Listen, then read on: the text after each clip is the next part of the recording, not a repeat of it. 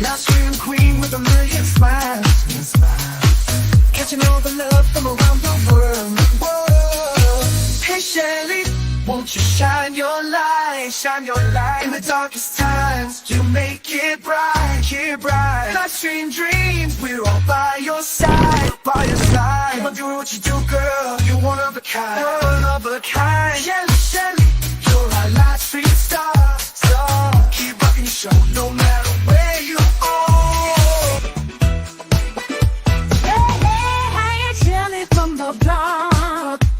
Jersey girl with a mouth that won't stop, no, no. Sassy, and I'm not afraid to show it. Gonna spill the tea, you better be ready for it. I speak my mind, no filter inside. Shelly's in the house, talking trash and truth. Trash and truth. No sugar-coated grooves. Jersey girl with something to lose. Shelly's in the house, time to break the rules. From halls to the city, I'm the queen of groove. You can handle the heat, then take the high. Shelly's in the house, drop the mic.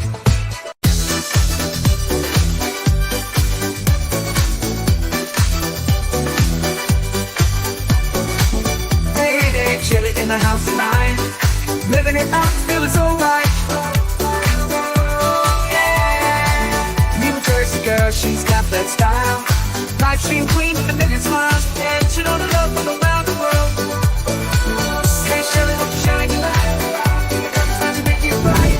Live stream dreams, we're the wayside. You're one of a kind. Shelly, Shelly, you're a live stream star. Keep rocking the show no matter where you are.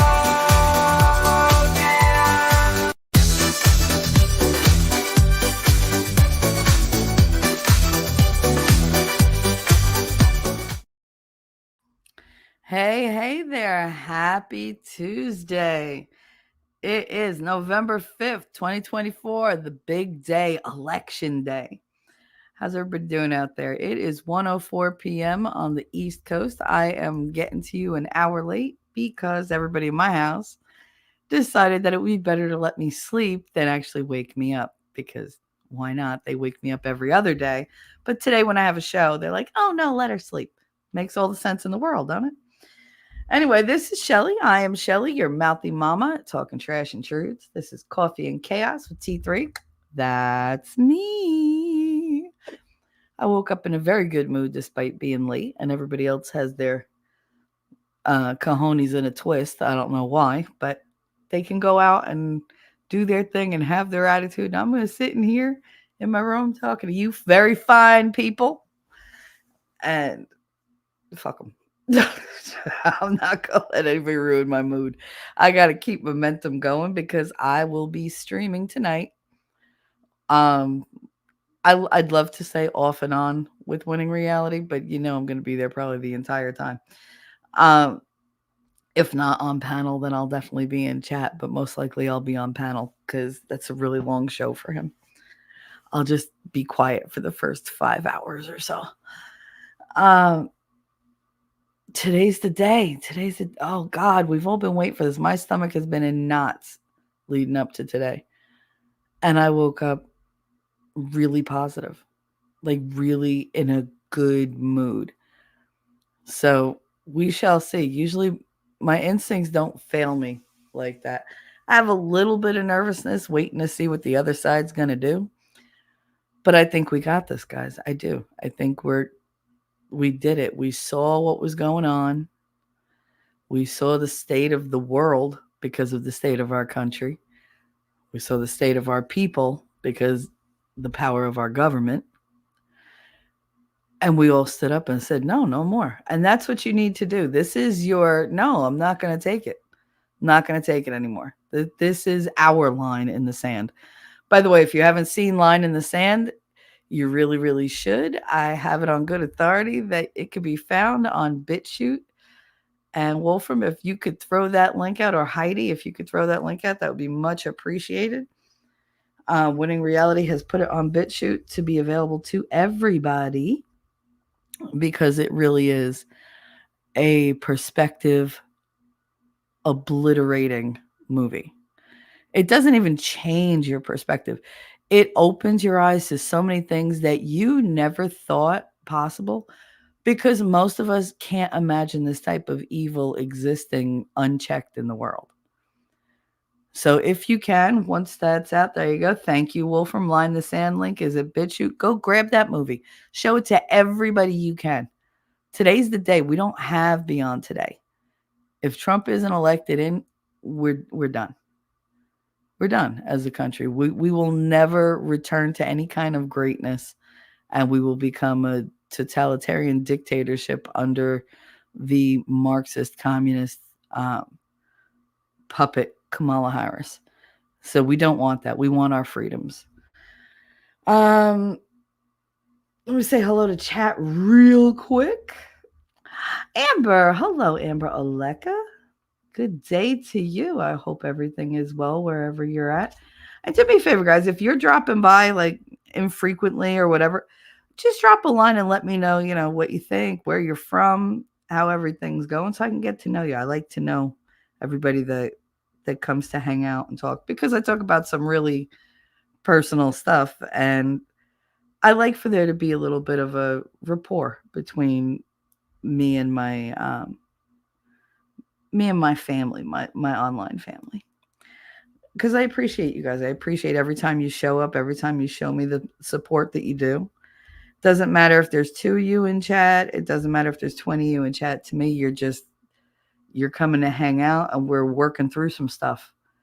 This is where you come to get the feels. I tell you guys all the time, I don't really hold grudges. I walk away from fights now. And I do, for the most part. But sometimes something's so personal to you that it just sticks in your craw and you can't get it out.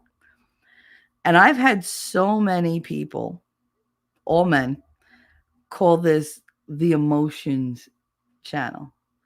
If you're going to be girly and feel all the emotions, you go over there. Shelly's got a great channel where you just sit and cry. They act like all we do is sit and cry. Is crying a big part? Yeah. You know why? There's a lot of pain in the world. They like putting it down, and it pisses me off, because it's like, there's a lot of things going on in the world that we have to internalize and keep silent about. And you basically got to take your medicine and go about your day and everything. But it builds up and it wrecks you. It wrecks your mind. It wrecks your spirit. And when your mind and your spirit are sick, your body follows.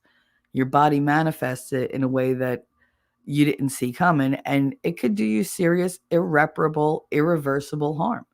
So yeah, you come here and we talk about traumas, and we cry, and we talk about the frustrations, and we talk about the evils of the world. But you know what? You're with like-minded people. You're allowed to be yourself, and it's okay to feel. I hate the word safe spaces, because any place where I'm at is not going to be safe, because I'm a little volatile. But for your heart, yeah, it's a safe place. For your spiritual well-being, yeah, it's a safe place. Am I vulgar? Yep. Do I curse a lot? Sure do. There's all types of fuckery around here. I'm not a perfect being. I'm working toward being a better being, but I'm not perfect. However, I will take you as you are. I will never say, well, you can't hang out here. You're not cool enough, or, you're not put together enough. If you're a wreck, that's all right. Everybody's a wreck at some point. Some people just hide it better. I'd rather you be authentic. I'd rather you be real. And that's why I get up here and I tell you the most humiliating, hurtful things that have happened in my life. One, because when I speak them out, they don't have as much power as when I keep them in my head, reliving them. If I can relive them one time with you guys, every time we talk about something that has to do with that, it hurts less and less and less and less. And I'm not as scared of it. It's not overwhelming. You have no idea how much your function in my life helps me actually stay in my life. You all are a gift to me. I can't express that enough. I really can't. And it pisses me off when people minimize my channel and, They're like, oh yeah, that's the emotions channel. This is the place where people go when they're at the end of their rope. And I've known quite a few people who said, I almost gave up, and you had a show and I went there, and I feel better. I feel better. Sometimes you just got to go where you know you're loved, and I do love you guys. I'm not saying it's a, love for the ages. We're not talking romantic epic love, but I have a lot of love, genuine love for my crowd, for the people in my life who come in even just to say hi. Look at Cool Gamer comes in, he says hi, never says much, but when he's not there, I feel that loss. Not in the numbers. I feel like, where's he at? What's he doing? Is he okay? I worry. I do. I worry. Ask Winning. That's one of those things. I ask him a million questions. Did you eat? Did you do this? Did you do that? And he's like, yes. Yeah, I'm waiting for him to be like, yes, mother. And that's when I stop talking to him. But because he knows my mother. It's the worst insult ever. But I ask him, and then he's like, and I'm like, I worry. I'm like, I worry. And I do. I worry. I worry about all of you. I worry about Wolfram not getting enough sleep, about him being lonely. I worry about Inya being a little overwhelmed with their day. I worry about Ellie getting stuck in her head, because she sees things that other people don't usually see. And sometimes she points it out, and sometimes she keeps it in her head. I worry about her overthinking things and stressing herself out. I worry about Lady losing it one day because she's just like, oh my God, like there's so much going on, because she's got the homeschool and she's got the house and she's got, this stuff, and she's got all the feelings and all the energy that's out there bombarding her. I worry about Heidi. I worry about, like, does she miss where she was? Is she happy where she is? You guys are on my mind a hell of a lot more than you'd ever believe. Honestly. You really are. And especially when I have somebody who comes in here and they're all jokey and they're, being trolly. And I'm like, okay, but what's hurting you? Why did you come in here like that? And I don't feed the trolls. I don't get mad at my trolls. That's why they stay. Yeah, they stay, and then they unburden their souls, and then they feel better, and they're not so trolly with me. But anyway, I just wanted to put that out there. Like, I love you guys so much. I really do appreciate you. And it pisses me off when people minimize what we do. Yeah, we talk, we hang out, we have fun, we laugh, we joke. I complain a lot. And I complain because y'all can't complain that much. You just kind of got to go on. So you sit here, listen to me complain, and commiserate with me. I love that word. My grandmother used to use that word all the time. Anyway, so we're here. I'm happy. Let's see. We got, like I said, we got Amber. We got Wolfram. Wolfram dropping those links. Wipes his paws, lips in, and howls. Ow. Heidi. Good to see everybody. At first, I thought I was an hour. No, that was me. And the thing is, I woke up at 9:30. And I was like, oh, it's way too early. Because I had a rough night. Like, I just couldn't stay asleep last night. Just thinking about this damn election. Busy, I see. Yeah. Andrea, hey, how things down under? Glad to see you here. Love me some Trump. Yeah, I love me some Trump. That team is the shiznit. Do not Oz here. Heidi, Wolfram always faster than me. The copy and paste skills are astounding. I gave up trying to be a mod in Winning's chat, because I was like, oh, Wolfram's much better at it than me. I was like, here you go. It's only when I hear Winning drop one of his little subtle hints about a link he wants put out without saying it that I'm like, oh, all right, I'll do that one. Because a lot of people don't know, like, all his early streams. So when he says something, I'm like, all right, let me go get it. Because I got to dig for it, because it's like way in the beginning of his channel. And he puts out a lot of content. Also, if you don't know about Winning Reality, which I don't know how you'd be anywhere near me and not know about Winning Reality, go take a jump over to his channel and have a look. I'll be with him. This stream itself, when I end, is going to redirect to the 6 p.m. show tonight, Winning Election Night 2024. He will be starting at 6 p.m. and we will be going all night long. All night long. All night long. All night. Ah, good luck getting that out of your head now. Um, so yeah, come over and see him. If somebody would drop his link, that would be great. If you could drop the link to tonight's thing and I see it, hopefully I can pin it. Oh, look at starting the day off. Well, let's see. I gotta find it. Wait. Here. I can't wait for the election to be over so Winning can fix that clip and give me different music because I get a copyright on every single. They're like, that's copyright. That they block that.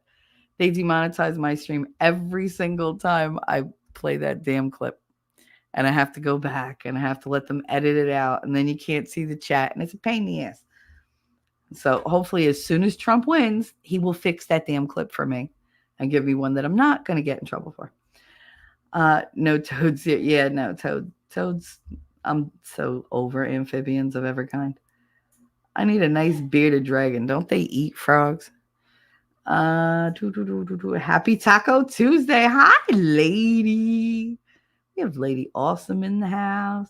I could go for a taco. I haven't eaten since yesterday. My stomach was so bad yesterday. I got a bad stomach bug. I was sick all day.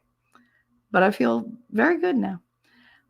Wolfram, you guys are on my mind. Decides to lose some weight so I don't weigh so heavily. Nah, weigh heavily. It's all right. I like people, to be on my mind. I like having people who I care about because honestly, it gets harder and harder for me to care about people on the whole, the older I get. It's weird. I used to be concerned about everybody. Now I'm just like, oh, they can help themselves. So I'm like, it's fine. So when I like you, it takes a lot because I'm very antisocial. I used to be on the cusp of introvert extrovert. And I did lean a lot more toward extrovert because I was good with people and whatever. Now I'm definitely more introverted. Now it's like, if somebody goes, hey, you want to hang out? I'm thinking of all the different ways I can get out of it before I even answer the question. Like, I don't know if I'm going to say yes or no, but I know I have to have an excuse of what I could do that day to get me out of it. I don't know. It's a weird thing. Who hurt you? I didn't. Well, mostly myself. Yeah, you like to think that, but you're not the root cause of that hurt. And by the way, hi Enya, out ya all around you, my girl.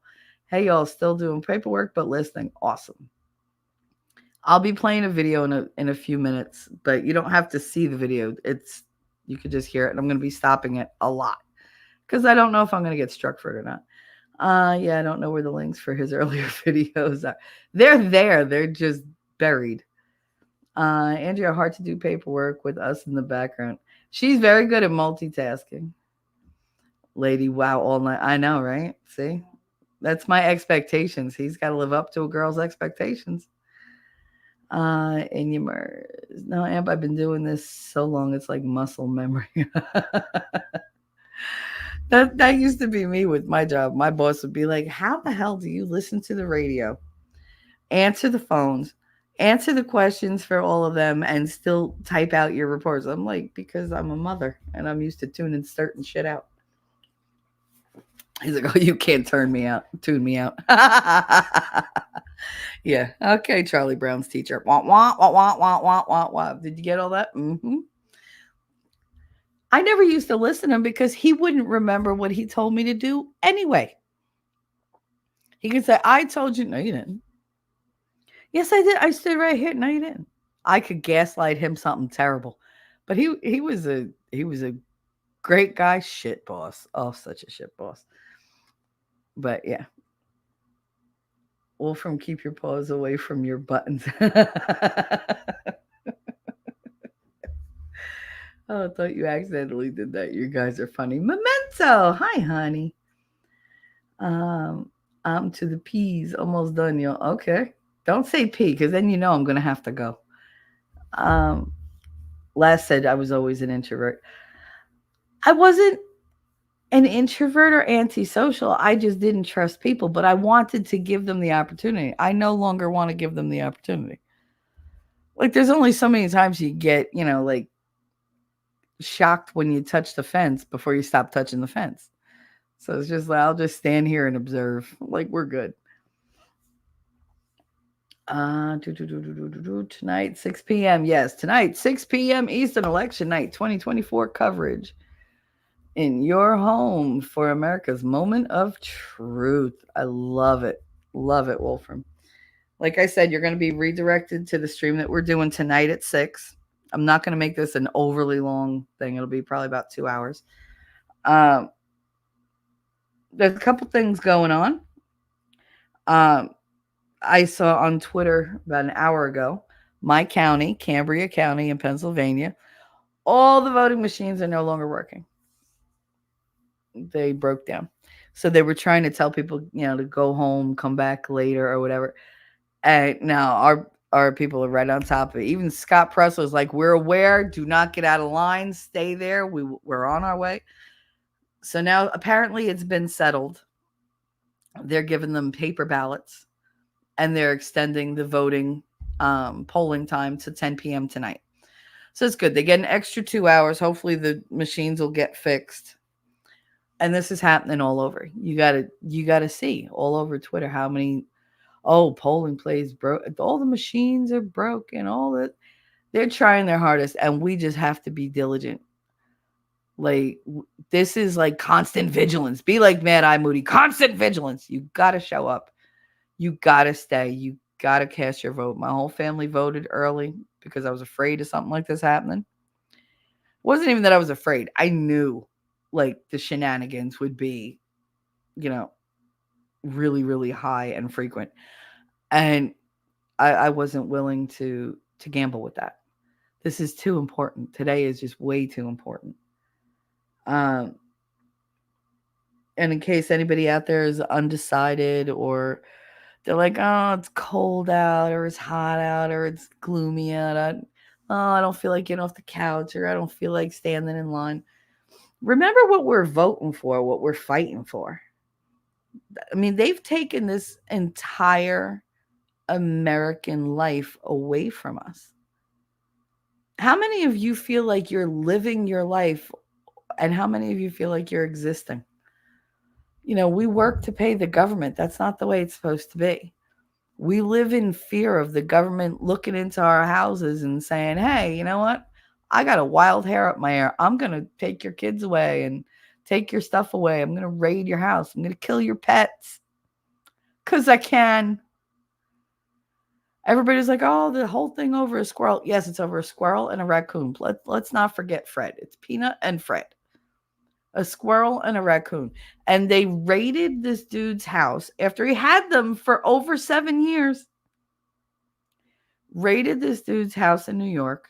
This is Environmental Conservation Department of New York, run by the liberals. And they raided his house. They ransacked his house. There's videos on Twitter. Go look for them.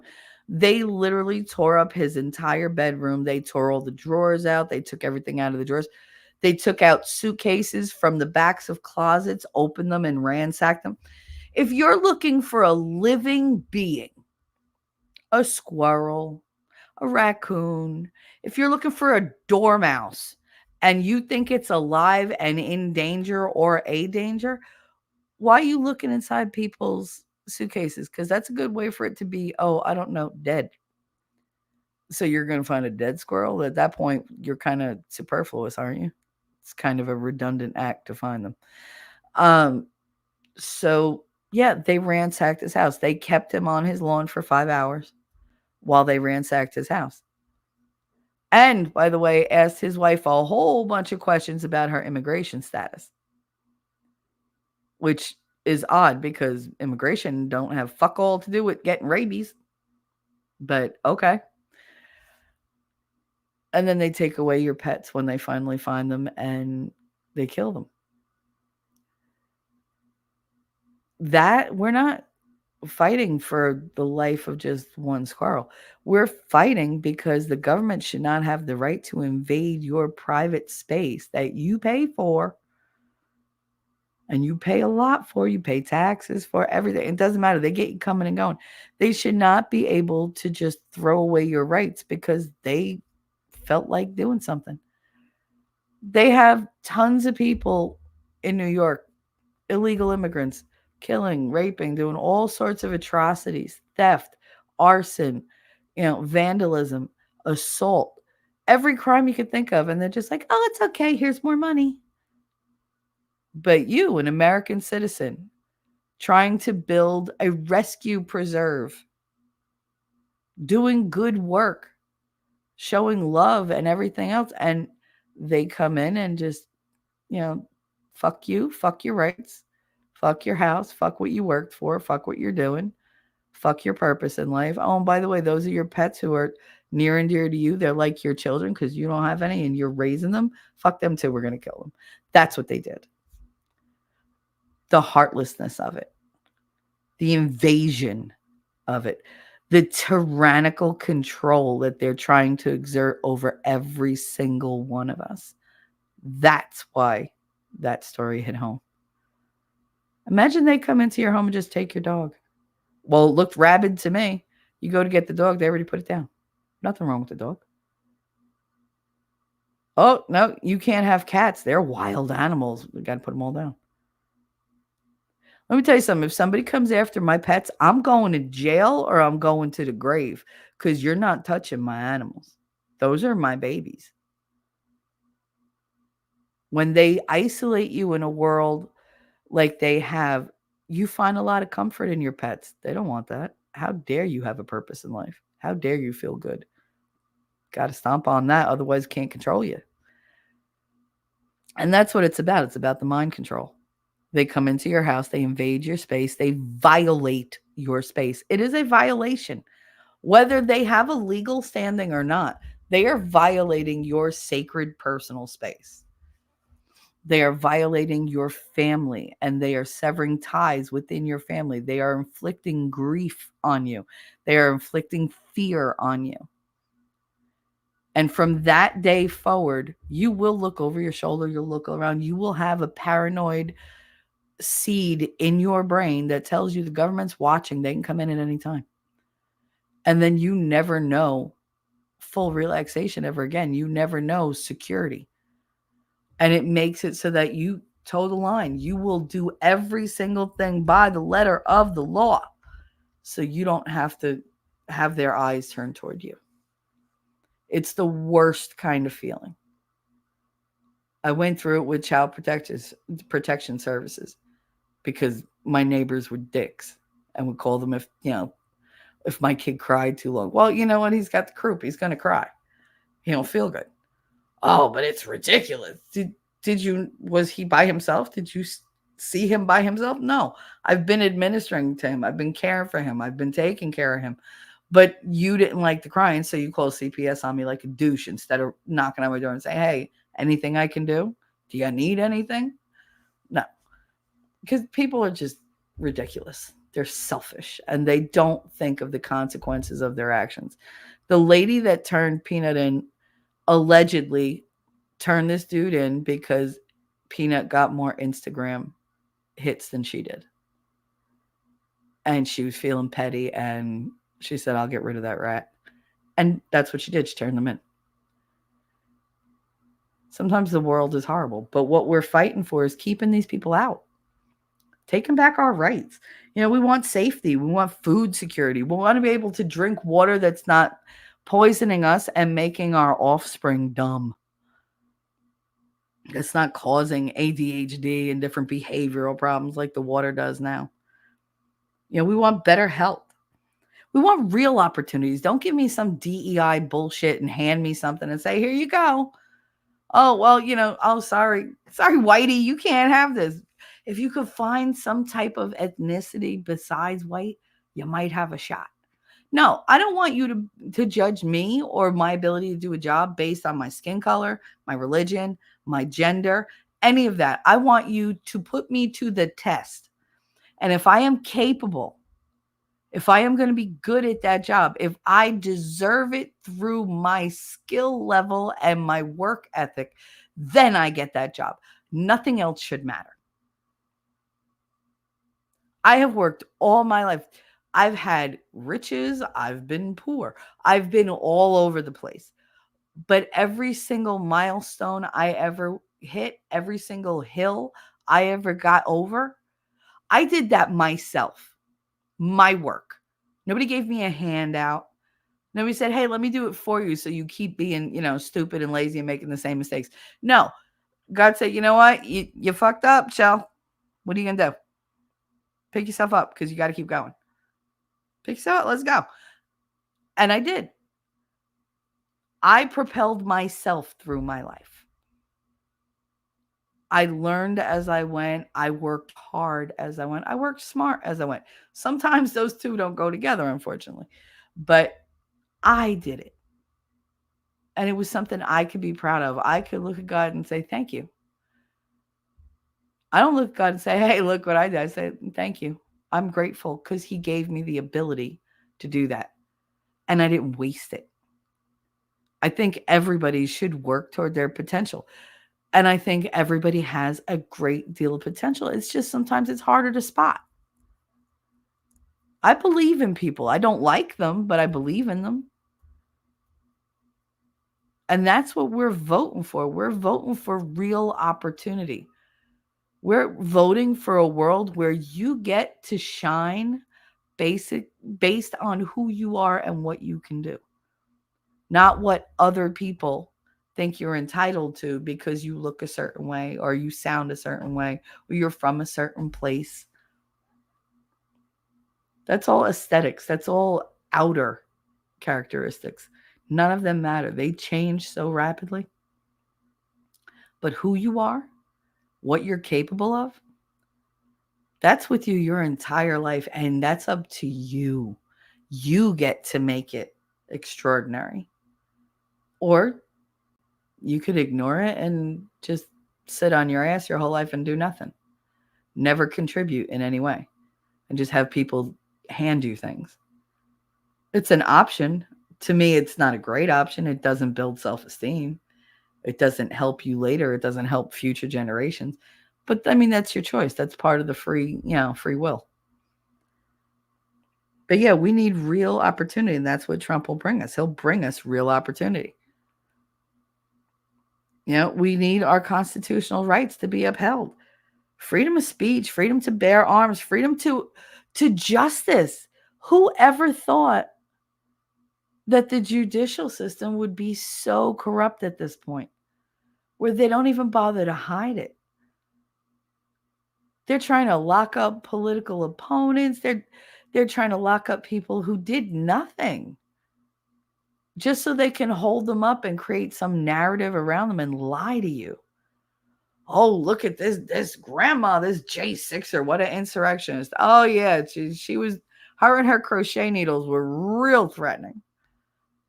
That she was just standing there and she gets arrested. I should have sent my mother to that court, to the Capitol. Damn it. Anyway, missed opportunity. But this is what we're fighting for. We want the government out. God help Elon and Ron Paul. God, those two together, two genius minds with the same goal. Do you understand what they can accomplish together? In the Department of Governmental Efficiency, DOGE. I can't wait. I'm excited for them to start the mass firings. I really am. Get rid of all of them. Bye. See ya. RFK Jr. with his Maha. Make America healthy again. Yes, please. I want my kids to know what real bananas taste like. I want to be able to bite into an apple and taste apple. It'd be great. Maybe open an orange that, isn't the size of my head. Because, I mean, remember when you used to buy like the regular, a navel orange was big, but it wasn't like enormous. Now they're like the size of fucking basketballs. Who the hell wants to eat that much orange? Buy one orange, $9. Get out of here. I can't. we're voting today for more privacy. That's what we're fighting for. Less government, more privacy, less tyranny. And the world is watching, y'all. The world is sitting on tenterhooks because they know we are the most powerful force on the globe. Everybody looks to us for something. We are the role models. We are the beacon. And right now, we're being run into the ground and everybody's laughing or crying for us because what we've been through the last 4 years has been disastrous and it's been traumatic. We have been thoroughly abused by a very narcissistic government/establishment who doesn't give a shit about us, lies directly to our face, and does nothing but gaslight us nonstop. You see it. You see the gaslighting, how astronomically high their level of gaslighting is. That type of abuse is really, really hard to overcome. And as a nation, we are all experiencing some type of traumatic shock. We're all trying to get out from under the yoke of narcissistic nanny government who wants to have their fingers in every single pie in our life. They want full and total control, and they're not going to stop until they get it. So we have to stop them. We have to make the boundaries. And today is an amazing start to that. So if you haven't voted or you're undecided, please, please hear my words. Feel my intentions. Universe, God, I am trying to manifest the fuck out of this. Vote MAGA all the way down the ballot. Do it today. Do it right now.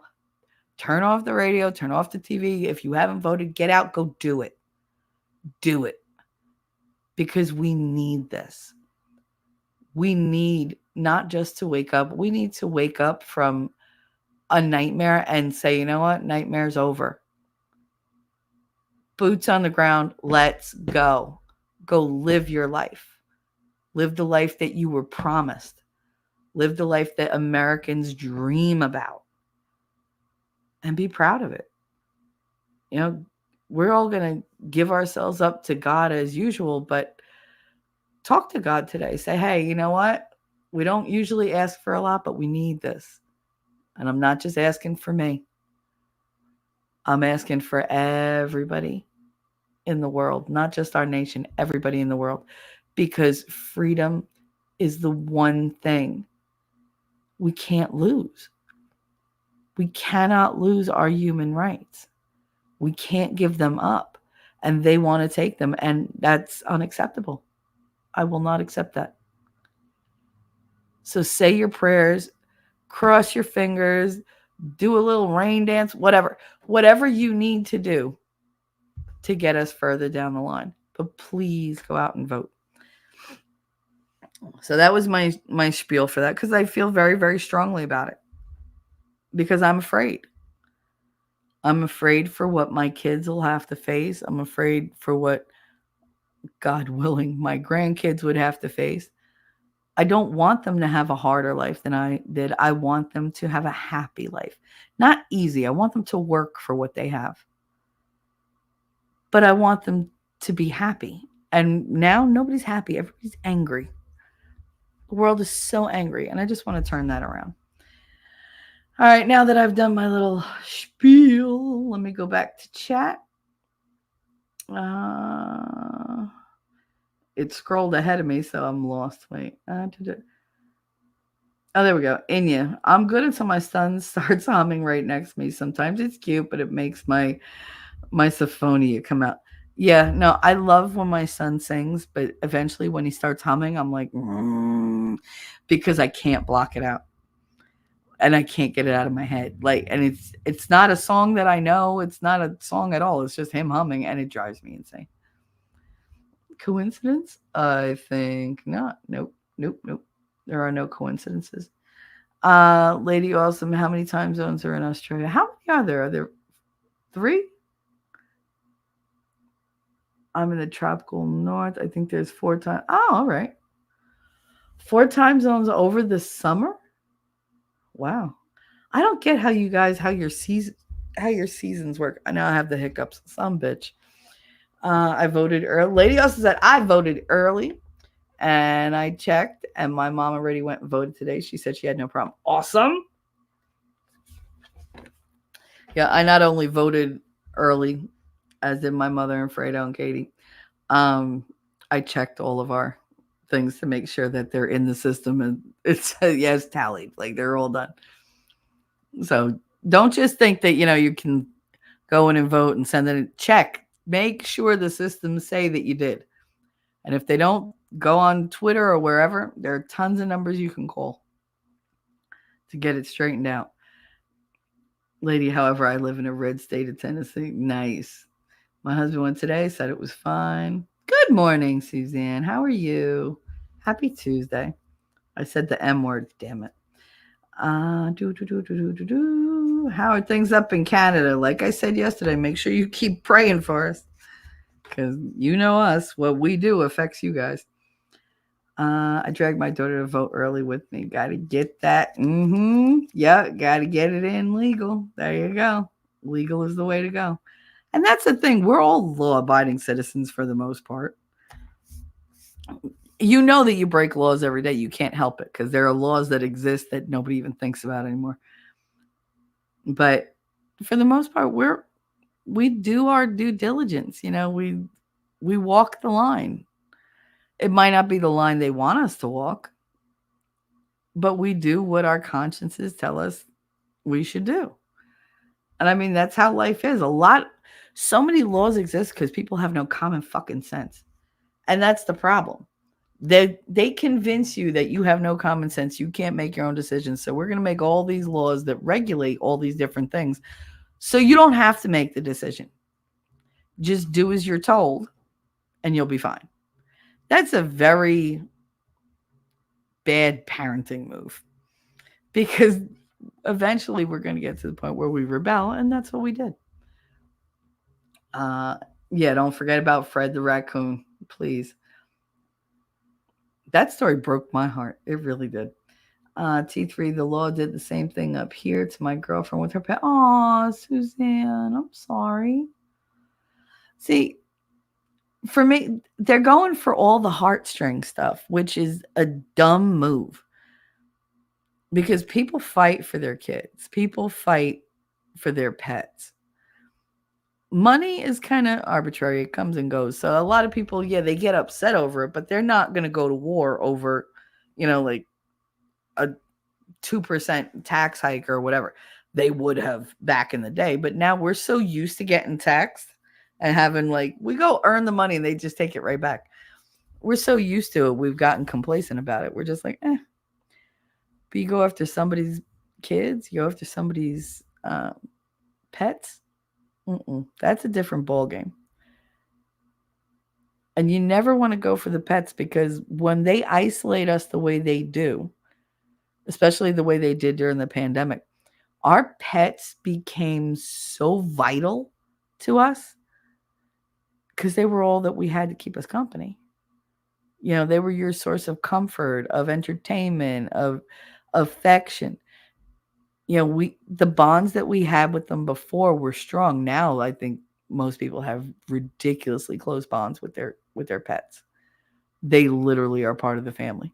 And you think you're going to come in and just take them and then destroy them and nothing's going to happen? Give me a break. And you said I got them involved in my own life trying to ask for help. Yeah, never do that. I know, I've been there. The government and the privatized people both want to take money off you. The easier the case, the less money you have, the longer they draw it out. Oh, yeah. Wait, what are you serious? Someone called on the porch road? Yeah! It was this bitch that lived around there that, whatchamacallit, she had an Instagram. She no longer has any social media. She deleted all her accounts. I mean, the witch hunt is going to be on. You know how people are. I almost feel bad for her, but you know what? She didn't feel bad for Peanut or Fred. I don't even care about the owners. I'm not worried about the owner. I was more devastated over the animals.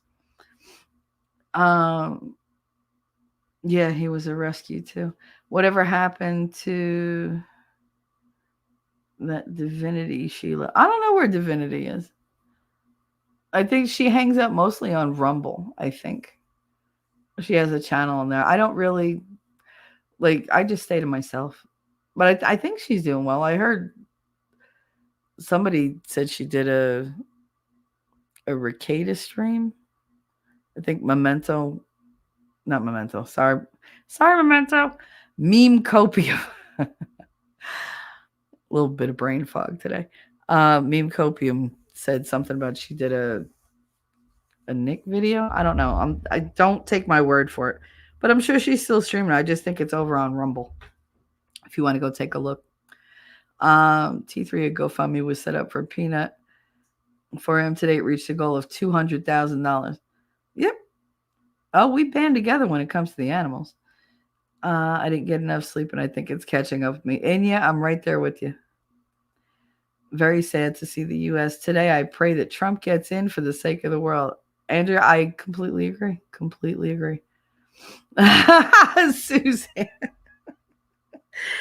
Hashtag maple syrup MAGA. I love it.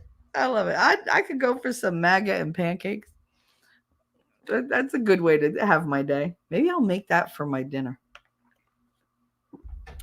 Because I'm not going to have a whole lot of time between this stream and winning. How can people want a woman that blew her way to the White House? Speaking of that, did you see that her husband got up at a rally and said, as usual, Kamala put her head down and went to work? I was dead. I was like, I bet she did. Like, I bet she did. For a whole lot of people. Cardi B fans. Yeah, they're just, it's ridiculous. Yeah, let's listen to the woman who made the song about, WAP famous. Like, yeah, cause that's whose judgment I'm gonna follow. Okay. Bite my ass. Waggles his fingers in front of Anya. You're getting very sleepy. Cool gamer. There you are. Hi, honey. Andrew said, Oz elected a woman once and that ended in a disaster. Yeah, nah, I love women for all sorts of reasons, but as bosses, nah, they're too power hungry. God, you want to talk about the least compassionate bosses in the world. Oof. Bites fingers, coughs out a hairball. Nice. Amir Safadi at Behold Israel gave an update of the truth of what is happening in that area that mainstream media is not covering. He also shared why our election is important, not just for the U.S., but all over. Oh, it absolutely is. You know that Putin's like, oh, come on, Trump's got to do this because I'm so tired of this fucking fight. Like, I'm tired of Zelensky. I'm tired of all this bullshit. Let's just let him get in. He'll come in, give us a good deal, and that'll be it. And that's what he is. He's a negotiator. Oh my goodness, my mother's walking. She's walking around the front yard. You know what it's like to be sitting here. I'm like, la la la, and all of a sudden her head goes bobbing past my window. Scared the hell out of me. Polls open at 6:30 in my county in Ohio. Mom and bonus dad went 20 minutes ahead of opening. She said there was a long line. Apparently, the lines in Jersey are ridiculous. I really hope that they're all MAGA. It would make me so proud if Jersey flipped red. It really would. I would love that. And you said it's medical here, but will be nice to not have the extra cost to keep up the license. And it should lower product costs, I hope. Yeah. Laws like jaywalking. My mom used to tell me when she was younger, she got a ticket in Dallas for jaywalking. They used to actively do that.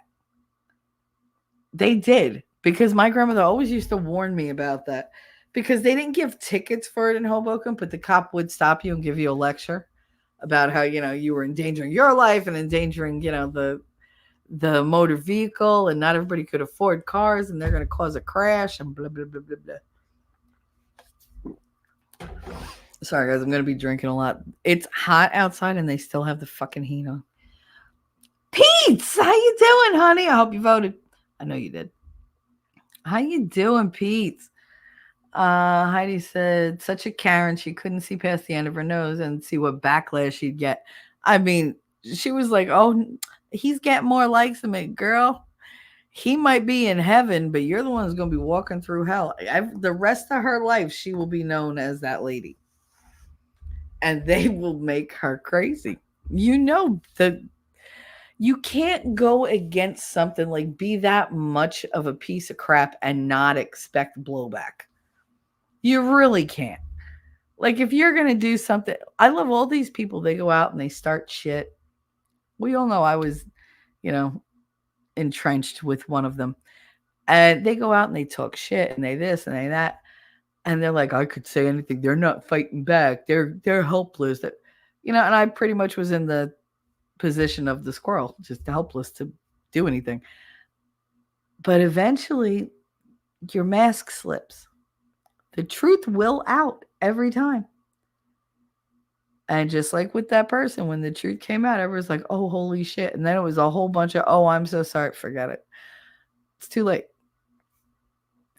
I'm sorry. A lot of them came way too late and way too shallow. For the most part, like, the apologies were heartfelt and I eagerly accepted them. But there were some that I knew were still being, not on the level. So it's just like, all right, I forgive you, but you go over there. Like, I just don't associate. That's why I stay by myself. It's just easier that way. I get into a lot less trouble. Ooh, the dark clouds are rolling in. Oof, looks like we're going to get a little rain. Oh, Lord. But yeah, those types of people, they don't realize that karma is a real bitch. You might think you're in the clear. The minute you feel comfortable and like all self-satisfied and whatever, God's like, hold my beer. Like, he's like, I got you. I remember you and I'm coming. God's retribution is swift and all-encompassing, and she's going to feel it. Hey, yo, Wolfing in your loss. How you doing? Pete, I'm so glad you're around. All is fantastic. It's my Super Bowl and 2nd anniversary today. Oh, awesome. Happy anniversary. Hope things are going well with the new house. Hope everything is going well for you. From reports last night, New Jersey is mostly flipping red. Yep, I can't wait. I cannot wait. I'm so excited for them to flip red. Because they're so tired. Like, everybody there is just so tired of the bullshit. And then once RFK Jr. got on there, I knew Jersey was going to go mostly red. Because the autism rates in New Jersey, the ADHD rates, the behavioral problem and developmental delay rate in New Jersey is off the chart. Because of all the environmental bullshit that they just dump there. And you add in the schedule and all that kind of stuff. The food supply. You think your water is dirty? Good God. Our joke in Hoboken was that most of us survived COVID because we grew up on Hoboken tap water. Like, there's nothing worse they could throw at us. Our bodies are already radioactive. So it's just like, yeah, God, like, what do you got? Oh, it's a cold. Okay. Like, we didn't care. But yeah, like, I was hoping that the health thing would push them. I really was. Because they're not real big on, right to bear arms, even though we have a lot of gun owners in Jersey. Most of the people I know that have guns, they're not legal. So they don't really care if you say they can have them or not. They're going to have them regardless for very nefarious purposes. But freedom of speech, oh yeah, that northern aggression has to come out one way or another. So if you can't go and do it, shoot them up, then you're going to go out and shoot off your mouth. And Jersey people do not like to be verbally restrained, as you can tell. But yeah, free speech I knew was going to be a big thing, but the health push was definitely what pushed them over, I think. If they flip red, it's because of the health initiative because their kids, it's too much. They can't do it. It's a strain on everybody. And we don't have the services in Jersey that you have in the rest of the nation because there's too many goddamn people asking for them. The resources are gone before you even get to, learn about them. We have like Section 8 in New Jersey. When they open the list, they only open the list for 2 days for you to put an application. They tell you it could take 10 to 20 years for you to get it. Years. So, oh, okay. Because there's nothing. There's no money for the Section 8 and there's no place to put the people. Because it's all condos now and everything is, high property value because they said so. So there's no place for people to go. They're tearing down projects in like every town I've ever been to. They're trying to relocate our project people, and our project people are like, nope, nope, because we don't like where you're trying to put us. They're trying to separate them all. They're sending them all to Bayonne. But yeah, I hope it does flip red. I really do. I would be so proud of my home state if they did. My live family there.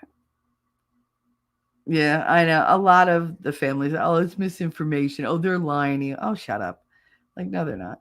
Check repeats. If Jersey goes red, as does New Hampshire, then we'll know who wins by tonight. But unfortunately, that feels like wishful thinking to me. You know what? We need wishful thinking. We need every bit of hope and good feeling to go out into the universe and turn things our way.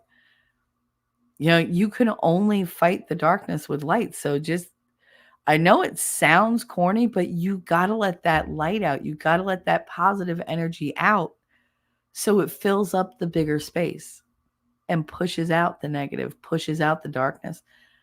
I mean, you got to understand, it feels like they rule the world because we've become so downtrodden, thinking that our own energy doesn't matter. But it does. They don't exist one way or another without you. So do you want to feed the darkness or do you want to combat the darkness? Because that's your personal choice. I am going to let my light out into the world. I am going to fill this day with positive thoughts and dreams of what could be coming instead of having that catastrophic thinking that I rely on. Because I refuse to accept that this world is going to get worse. I refuse to accept that my kids are going to struggle more than I did, no matter what I did to make their lives easier. I refuse to accept that as a future.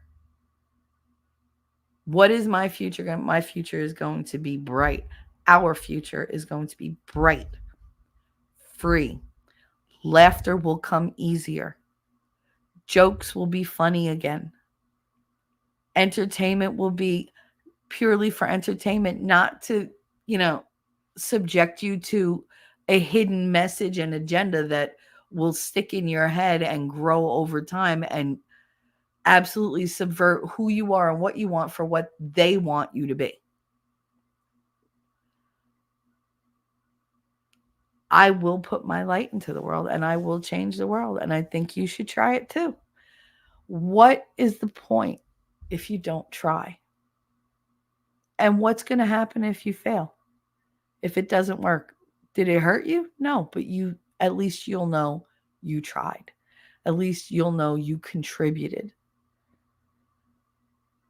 It's one thing to be defeated outright, to be defeated based on merit and just, the chance of it.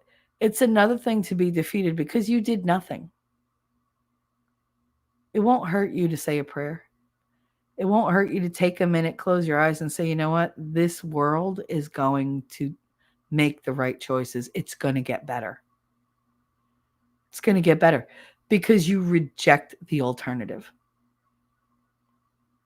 You want to rule over me? You want to turn me into a zombie, bug-eating piece of crap who owns nothing and is just happy on pharmaceuticals? No. No. I do not consent. I do not consent to you overtaking my life. But what I will do is stand up for myself and my fellow Americans, my fellow, people on the globe. Do it. Put it out there. It doesn't hurt anybody. And it could really help. You don't know. Just try. That's all I'm asking you guys to do. Vote and try to put positive energy out into the world today because we need it. We need things to go our way. We need the universe and God to sit up and pay attention and say, hey, all right, this has gone on long enough. If you're going to have any nanny state, let God be the nanny. Let God watch over you. Trust him, not the government. And do your part. Whatever that may be, big or small, it doesn't matter. Just do your part. That's all I ask. All right, Jacob said, sandbag my workday to run around town and make a little gift basket. And aw, I'm sure that alone will get me at least 2 more good anniversaries. That's good. And it's raining there. Oh, I kind of wish it would just hurry up and rain here. I hate the grayness of it all. All the leaves are gone, y'all. I can see the house that's across the way from me. Can't really see the house. I can see the garage. That's it. That's all you can see from my property. Well, at least you can recognize you have to consider this source, Heidi. Positive thoughts. Yep. Jacob Peets. Yes, ma'am. The house of great show. But the same for you, girl. Well, it's a struggle. But look at who I live with. They probably checked the rate of people with lymphedema rate in Jersey. Yeah. Me, Wendy Williams, Kathy Bates, y'all from Jersey, and we all have lymphedema after the booster. Yeah. I know. They really should check that, but they don't care. How many times did I go to the hospital? They were like, yeah, you have this, this, and this. Can you help me? No. What? Like,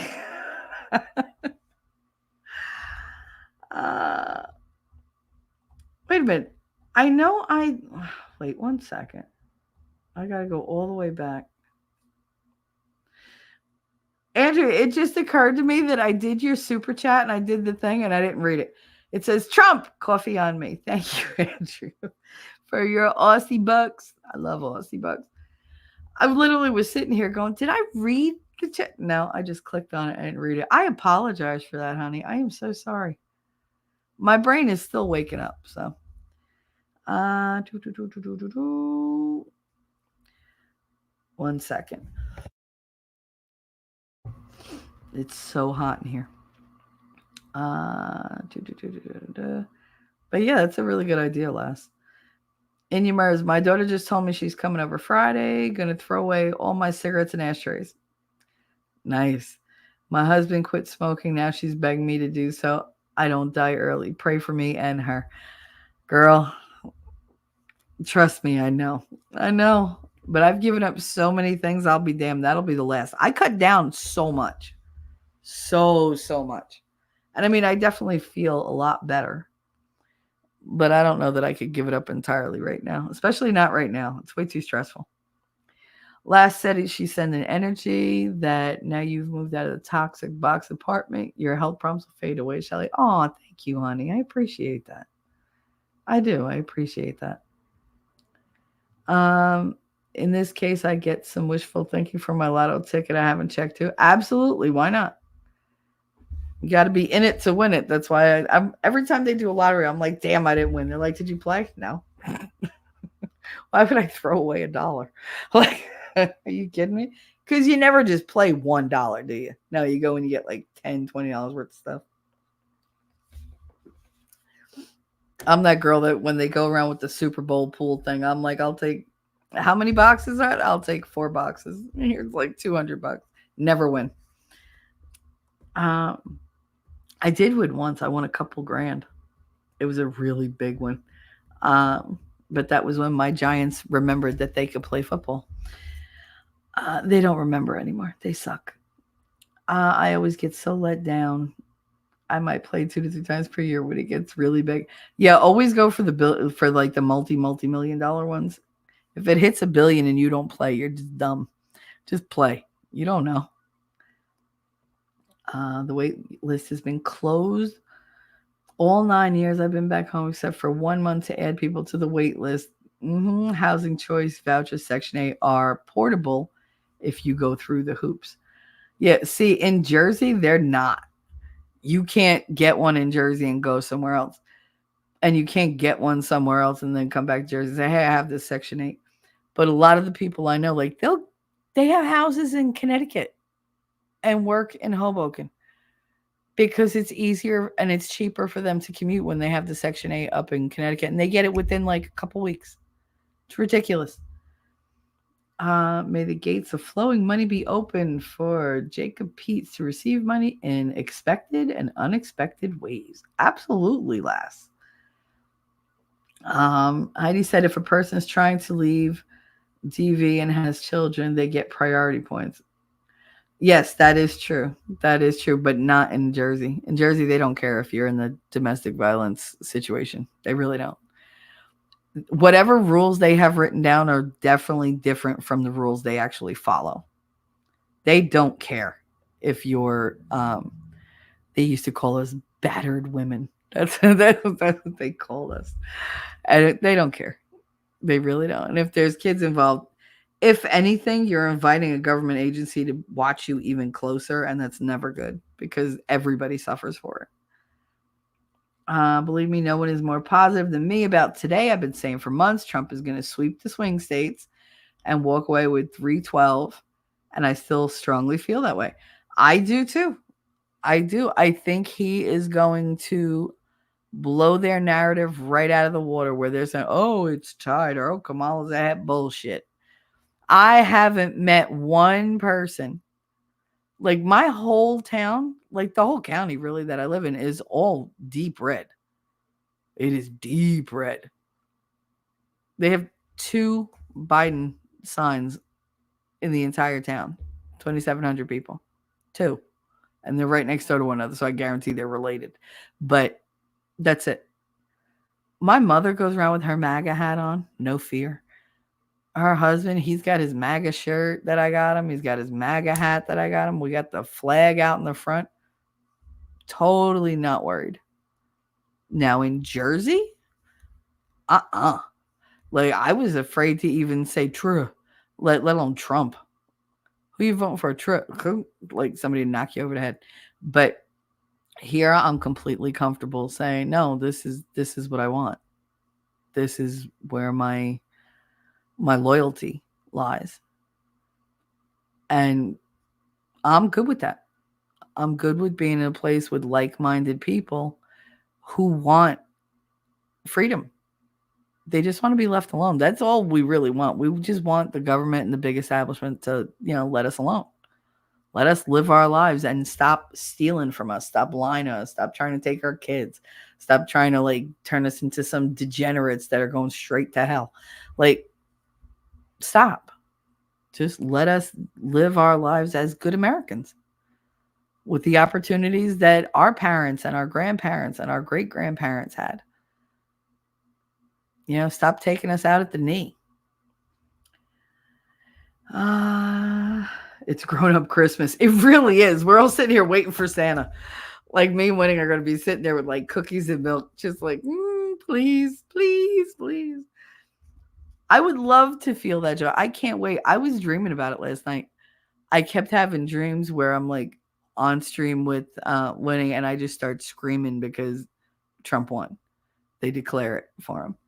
Every single dream I've had for the last 3 nights has Trump declared the winner. Outright and early. Every single one. I've actually had a dream of Kamala's lack of concession speech because I don't think she'll come out just like Hillary. I don't think she'll come out and say, yeah, you got it. Forget it. I lost. Because they're sore losers. They're bitter. They're petty. They don't know how to do anything with any kind of grace. They're like bull moose in a china shop. But yeah, it is. It's grown up Christmas. But I have really good feelings. I'm in such a good mood. Winning Reality, guess my DM worked. I didn't see you sent me a DM. Sorry, honey. I don't pay attention. You know that. But yeah, no, I think it's gonna be great. It's gonna be great. Literally just saw it when Jacob. Okay.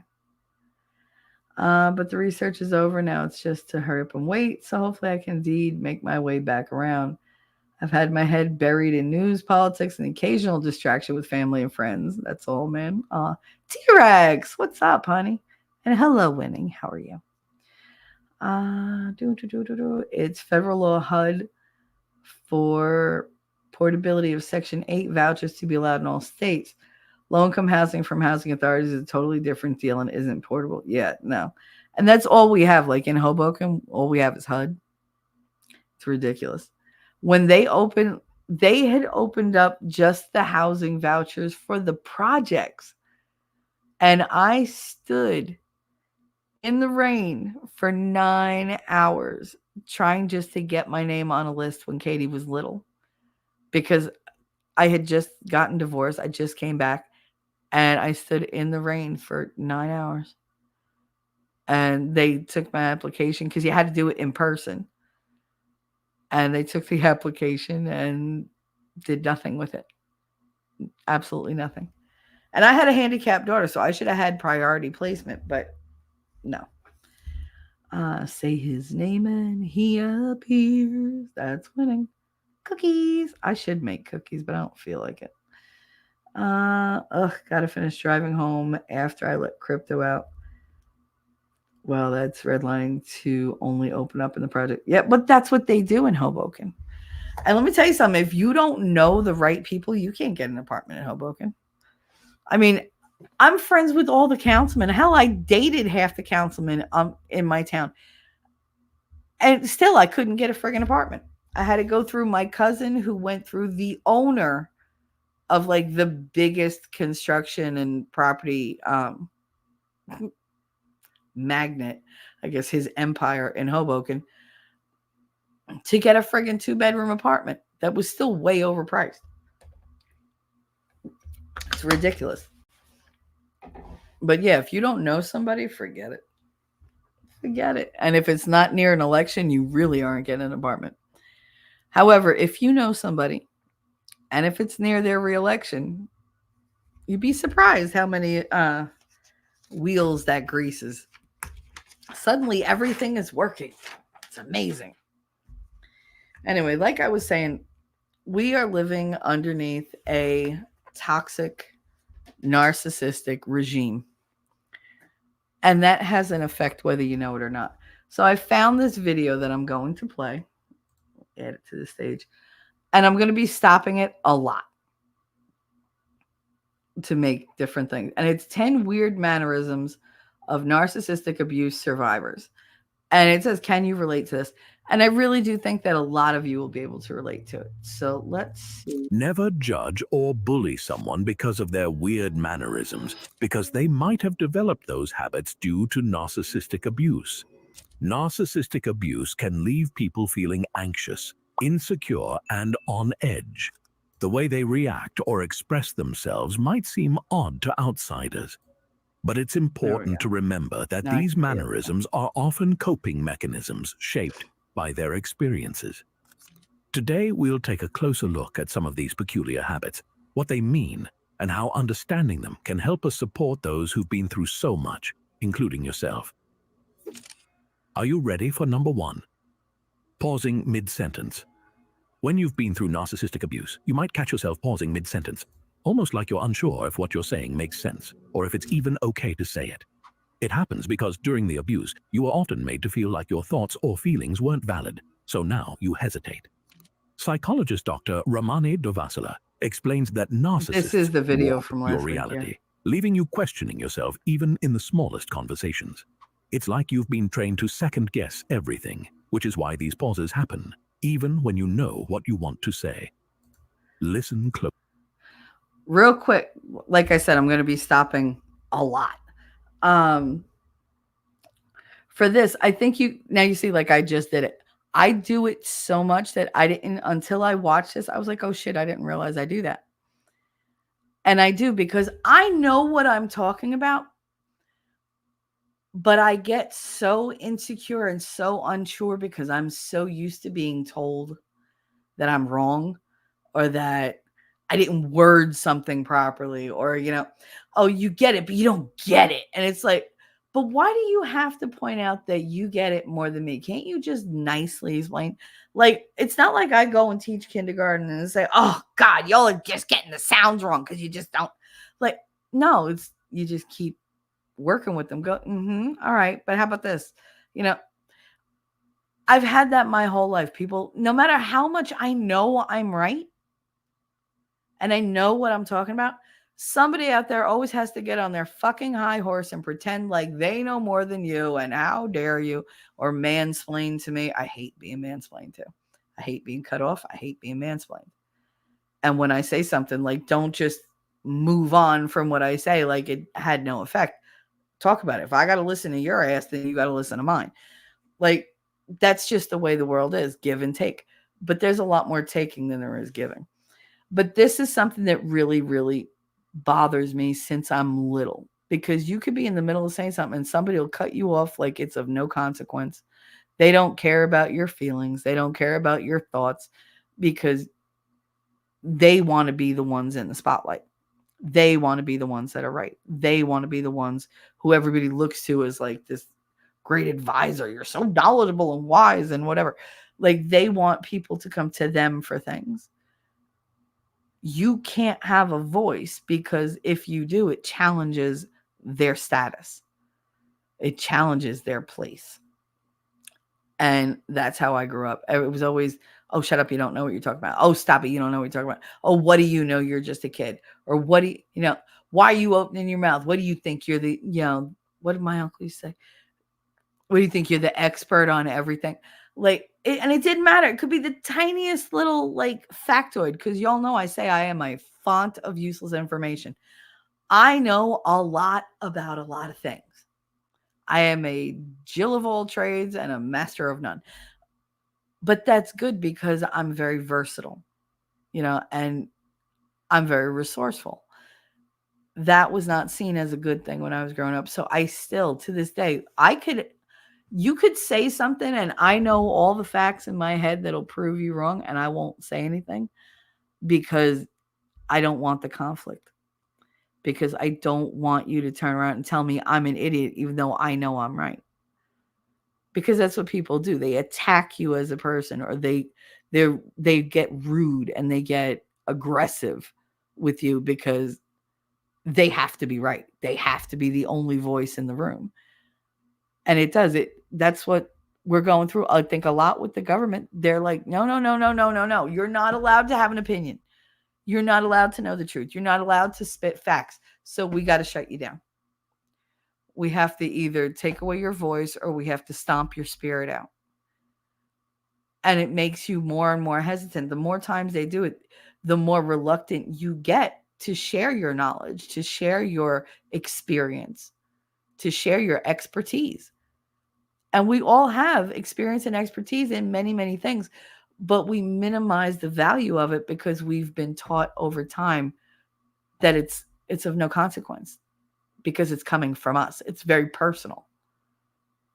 This is something that really, I do this all the time. Even now, I'm like, oh God, like part of me feels fake telling you things that I know to be true.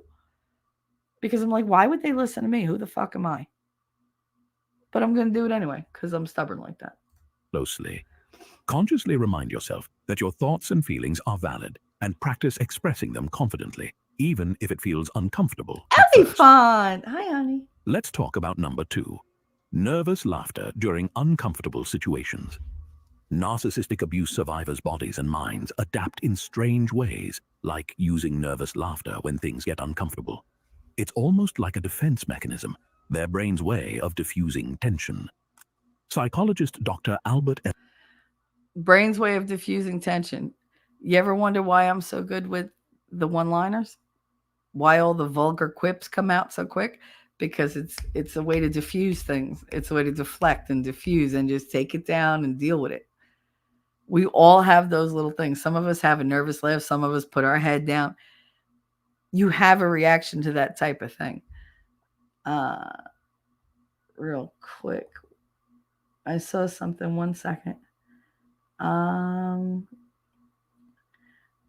T-Rex said, I have a theory that all the Puerto Ricans moved to Hoboken because they're comfortable with the level of corruption in the local government. I don't doubt it.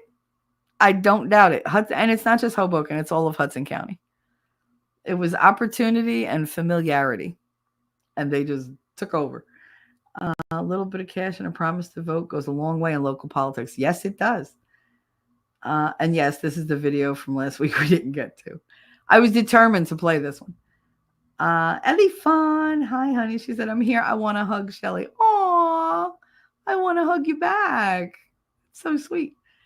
I might go back and listen it 2 times speed. T-Rex, I 100% laugh when things are awkward, even if it's entirely inappropriate. Absolutely. I've done it. I crack jokes at funerals. And then I'm like, what? Too soon? Like, because that's my coping, mechanism. That's what I use. I either get angry or I get really inappropriate. It helped when I was younger and I'd just go off and have like a hard little love affair for a couple months, come back refreshed and be like, hey, and be fine with it. I can't do that anymore. Damn these kids. I noticed in the last couple years, I do that. I laugh at the most inopportune times. Sometimes it's completely inappropriate, but that's my way of dealing. Yep. Are we handing out internet hugs? I'll give big booby hugs to all of you. I am giving a big booby hug to all of you. Watch. I'm really... There you go. I hope none of you suffocated. Onwards we go with Dr. Ellis. Ellis talked about how our reactions often come from a place of deeply rooted emotions and experiences. So, instead of showing fear or frustration, they laugh, even if it feels out of place. It's their mind trying to protect them from the discomfort. If you're doing this weird mannerism, let me teach you something. Cultivate self-awareness by recognizing the trigger for your laughter. Consciously practice responding with a more authentic expression of your feelings, such as calmly stating your discomfort or concern. Let's move on to number 3. That could be a thing. I see a lot more people doing that. When they're going to have a reaction that they know is going to be taken a certain way, they explain themselves first. I've noticed I do that a lot now. Like, instead of just getting on here and just having an attitude or whatever and letting you all figure out what's wrong with me, I say, hey guys, you know what? I hope nobody gets offended today, but I'm in a really weird mood. Like I'm all over the place. I'm gonna squirrel a lot today, or today's gonna be a heavy curse word day, or today I feel like being like just vulgar or whatever. Like, it depends, but I tend to come out and say it now.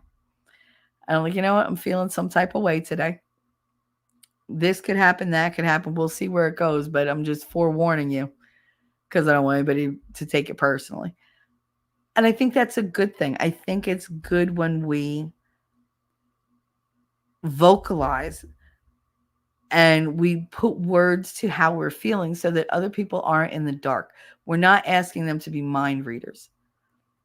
And I appreciate when I'm dealing with somebody who says, you know what, I'm really not in a good mood today. So if you're going to like be acerbic or whatever, like tread lightly because I will bite your head off. Like I will. I'll feel bad about it, but I'm still going to do it. And I'm like, cool. Like, you know what? I'm going to take a couple hours off and go do some other thing because I know I'm going to rub you the wrong way. So let's just avoid that. And we'll hook back up in a couple hours when everybody's in a better mood. Cool. You avoid drama that way. And really all you're doing is you're just being honest. You're just being honest outwardly. And if you really want to put a fine point on it, you're being honest with yourself, which is something that we don't normally do. We deny ourselves the truth because we don't want to deal with how we're feeling. We don't want to be seen as weak. We don't want to admit that we're having a bad day or that somebody hurt our feelings. And because when somebody hurts your feelings, and I know you guys understand what I'm saying, it might be the slightest, teeniest, tiny, most minuscule, like really smallest violin insult in the world. And it's devastating to you because you've been getting to that point and that was just the straw that broke the camel's back. You're not upset about that one little insult. You're upset about all the ones that came before it that are unresolved that you didn't want to admit to or own. And it's just easier to address it, at least to yourself, and say, hey, you know what? I feel some type of way. Why do I feel some type of way? Because he said this. Oh, well, he said this and he did this, or she said that and he said that and whatever. But you know what? That's not the norm. Maybe they were feeling, and you can figure it out and you resolve it in that moment. You don't have to share it with anybody. You can resolve it yourself as long as you're willing to see the truth of it and where it's coming from. And then that's no longer a factor. So that goes away. You resolve it, it goes away. Could it reoccur? Yeah, then maybe you address it with the person and say, hey, you know what? This is the second time. And I think we need to address this because it's becoming, a bit much now. I love you. I care about you. I respect you. I have these needs and you are denying me these needs, or you are countering these needs and making my life like unhappy right now. I'm unhappy with how I'm being treated. Now, is it their fault? No, not necessarily. It might be their action, but they might be unaware that it affects you this way. So as long as you're honest with yourself and then with them, everybody's on the same page. If they choose to do it again, knowing how it affects you, fuck them. Then you got a fight on your hands, or you have the ability to walk away. Jeez. It was like a whole motorcycle gang just went past my house on their little itty bitty mopeds. It's so cute. But yeah, if you're on the same page, things can get resolved. And if they do it again, like I said, fuck them. You don't need them. Or you go and you fight about it. Either way, but at least you're doing it from an honest standpoint. You know that you're being authentic about it. Just a thought. But honesty really does help resolve a lot of issues. Nervously repeating phrases. You might notice that some survivors of narcissistic abuse have this strange habit of nervously repeating phrases. They're trying to convince themselves or make sure they're saying the right thing. It can happen because they've been in situations where their words were twisted or used against them. So now they're double-checking to feel safe and secure. As therapist Dr. Les Carter says, narcissistic abuse often leaves survivors second-guessing themselves. It's a way for them to regain a sense of control over their communication and to reassure themselves that they're being heard and understood. So, if you catch someone doing this, remember, it's more than just a quirk. It's a part of their journey to rebuild their confidence after going through something tough. Now, that's like somebody saying, no, that it's not my fault.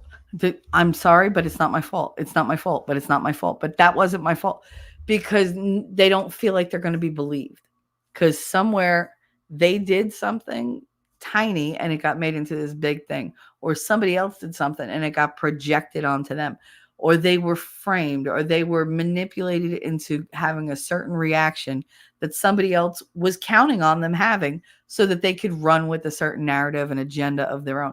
That's what happens when you're dealing with a narcissist. They know how to get the reactions out of you that they want, that are going to make you look bad and them look better or like a victim, so that they get either praise or sympathy. But either way, all the positivity goes to them and all the negativity gets put on you. And you go through life having this happen over and over and over, to the point where you're just like, every time you're insulted, you stop yourself and you're like, okay, but is it really that big a deal? Like, yeah, my feelings are hurt, but does it matter? Because they make you second guess your own worth, even to yourself. Repeating things over and over and over and over, because you're like, no, but I said, listen to my words. I said this. That's where I developed that sentence for myself, because I got tired of people saying, you said, I'm like, no, stop. Zzz. Listen to my words. Don't fuck them up. Listen to what I'm telling you. Are you listening? Are you hearing me? Don't interrupt me. Listen to my words. Then you tell me what you think I'm saying, and I will tell you if you're right or wrong, because it gets to the point people hear what they want to hear. My having a fight with my mother, having a conversation with my mother is an exercise in martyrdom. No matter what I say, she takes it that I'm attacking her. The other day, I literally just sat down and she instantly launched into this long complaining diatribe. And I was so sick. I said, "Do you ever not complain?" "I can't talk here at all, you people." And she went off on me for like 10 minutes. And I sat there and I didn't react because I was so fucking done. And I just sat there and I looked at her and I waited till she was done. I said, "You done?" "My turn." And she was like, "What?" I said, "First of all, nobody wants to talk to you because this is all you do. You turn it into the whole, oh, nobody loves me, nobody does." I said, "But you're the one who goes behind my back talking to my kids about me.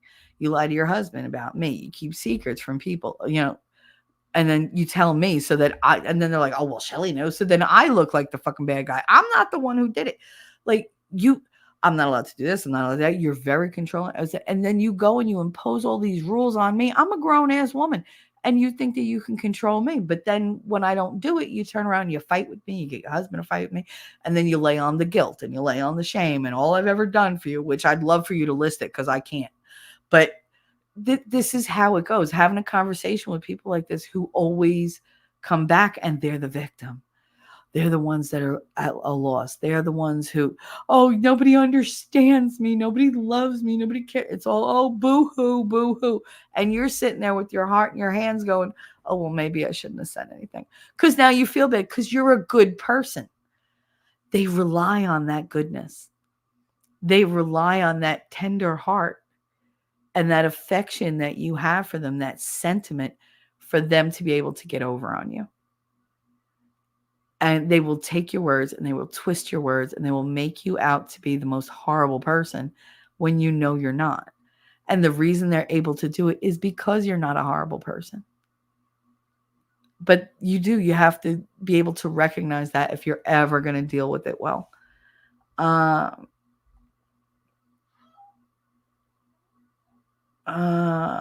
daughter just screamed for apparently no reason and said, ow, but she's fine. I didn't hear anything break and she stopped. So meh. She probably, knowing her, she probably twice a day, Katie goes into her room and you hear, ah! I don't know why she can't not kick the bed. I don't know what it is. It's literally a metal bed. It's dark and the lights are on. She can see it every day. She hits her toe twice a day without fail. I'm like, your toe is going to be so broken by the end of this year. It's so funny. Wait, are we handing out internet hugs? Yes, group hugs. Snort, laugh, smothered. Yep. Listen, you're going to motorboat me whether you want to or not, just by breathing. Shelly, your boobs are suffocating. See? Inappropriate. There you go. No more internet hugs. Oh, we're not gonna take it. Yeah, I love seeing Dee Snider the other day perform that. That was great. He's aged well. I didn't expect that. I would have put good money on the fact he would have looked like the Crypt Keeper. I mean, it was terrifying to look at. Oh my God, I forgot I started from the beginning. You're funny. Gonna grab my kiddo soon. Be right back. All right, Enya, we'll be here. Shelly pops into Discord. I want to talk to you, T-Rex. But just know today is not the day. And I will tell you a little something about yourself, so don't test me. I do. I tell him that.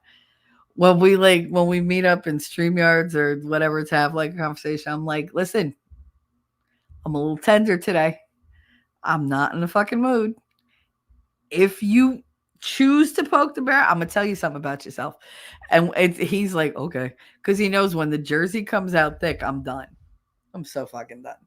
I'm like, no. Let me tell you about you. That's why I have it on t-shirt. Speaker listening techniques. Yep. I had to make her come. Lass! Phrasing?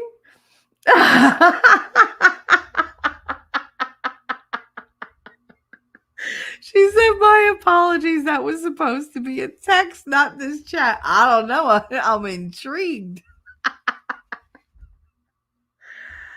I'm going through my own trouble with my oldest daughter who turns every situation into she's the victim. Yep. They're so good at it. They're so good at it.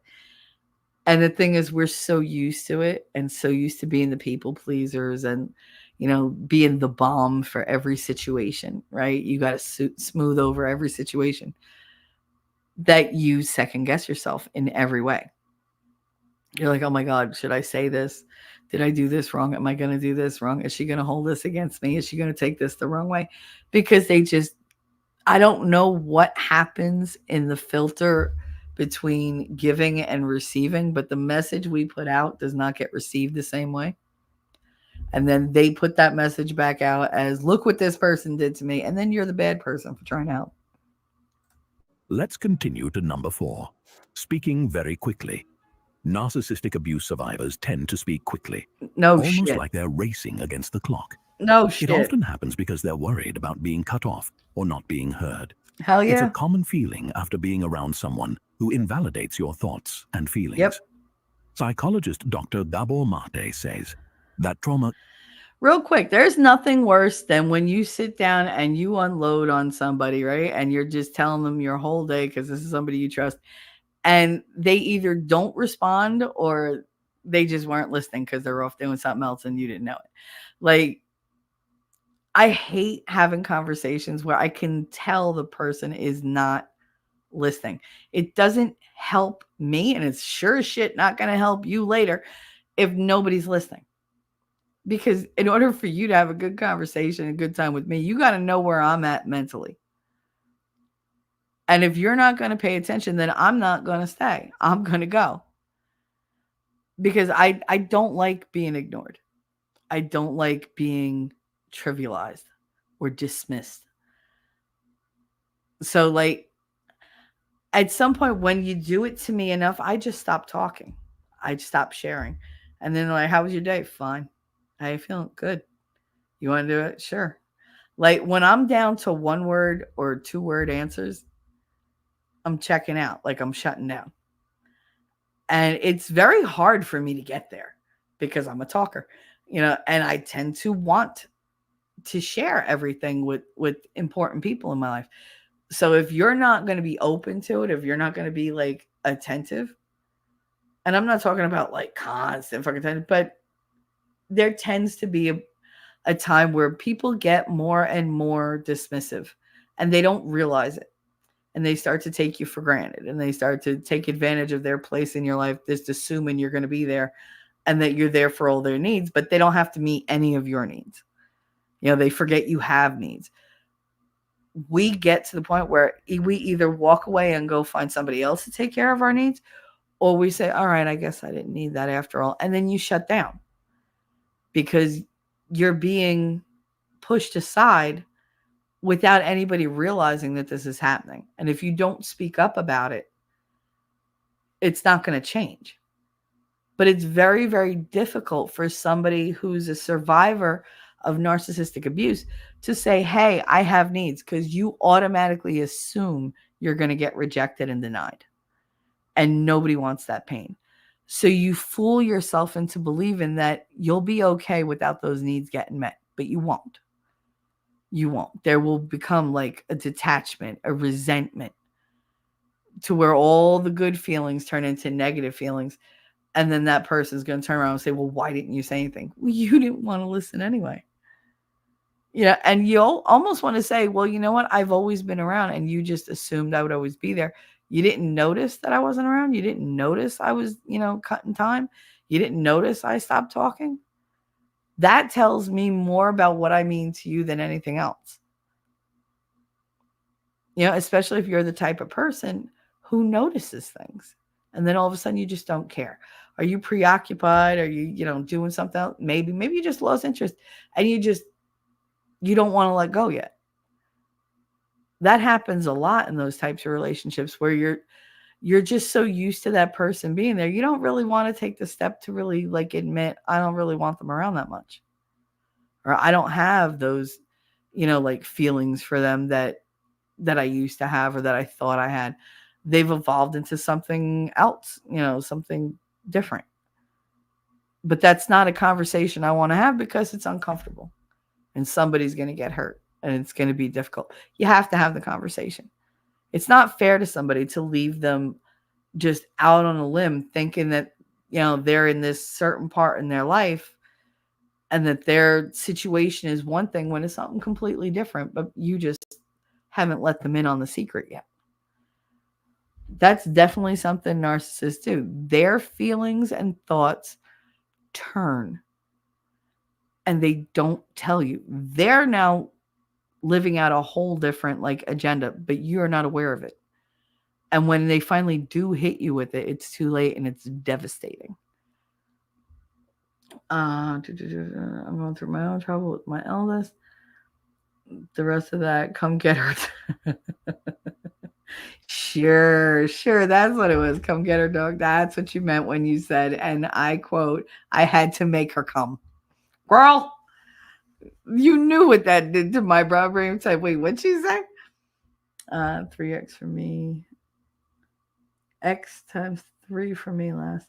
She dropped the dog off for me to watch a couple days ago. 10 days later, I still had the dog. I mean, when mama's got the responsibilities, you leave them there. Can lead to a heightened sense of urgency, making you feel like you have to rush your words to get your point across. It's your way of trying to protect yourself from feeling dismissed or overlooked again. Sometimes you talk to get it all out before that person shuts you down and makes you feel stupid, or before they get nasty. Because there are some people you talk to that they get very snippy when you challenge anything that they've done. Like they can't take any criticism at all. Even if the criticism literally is, you're hurting my feelings. Why do you blame me? It's not my fault. Like they get so defensive and they will go for the jugular. So you have to get as much out as you can, as fast as you can, before they inflict that mortal wound on you. And you just don't want to talk anymore, or you can't talk. I know you've all had that experience where you're talking to somebody and it's difficult for you and they say something really nasty and your throat just closes up and words just won't come out anymore. And you're just like, I don't want to cry in front of you. And your body is hot now. And you're you feel like this almost suffocating feeling. And it hurt and you just want to get away. And you're just fine. And you just shut down and you run away. Because it just hurts too much to try to defend yourself, to try to stand up for yourself, because they're so vicious in their attacks on you. And they don't think they are. They're like, oh, you're too sensitive. I hate when people say that to me.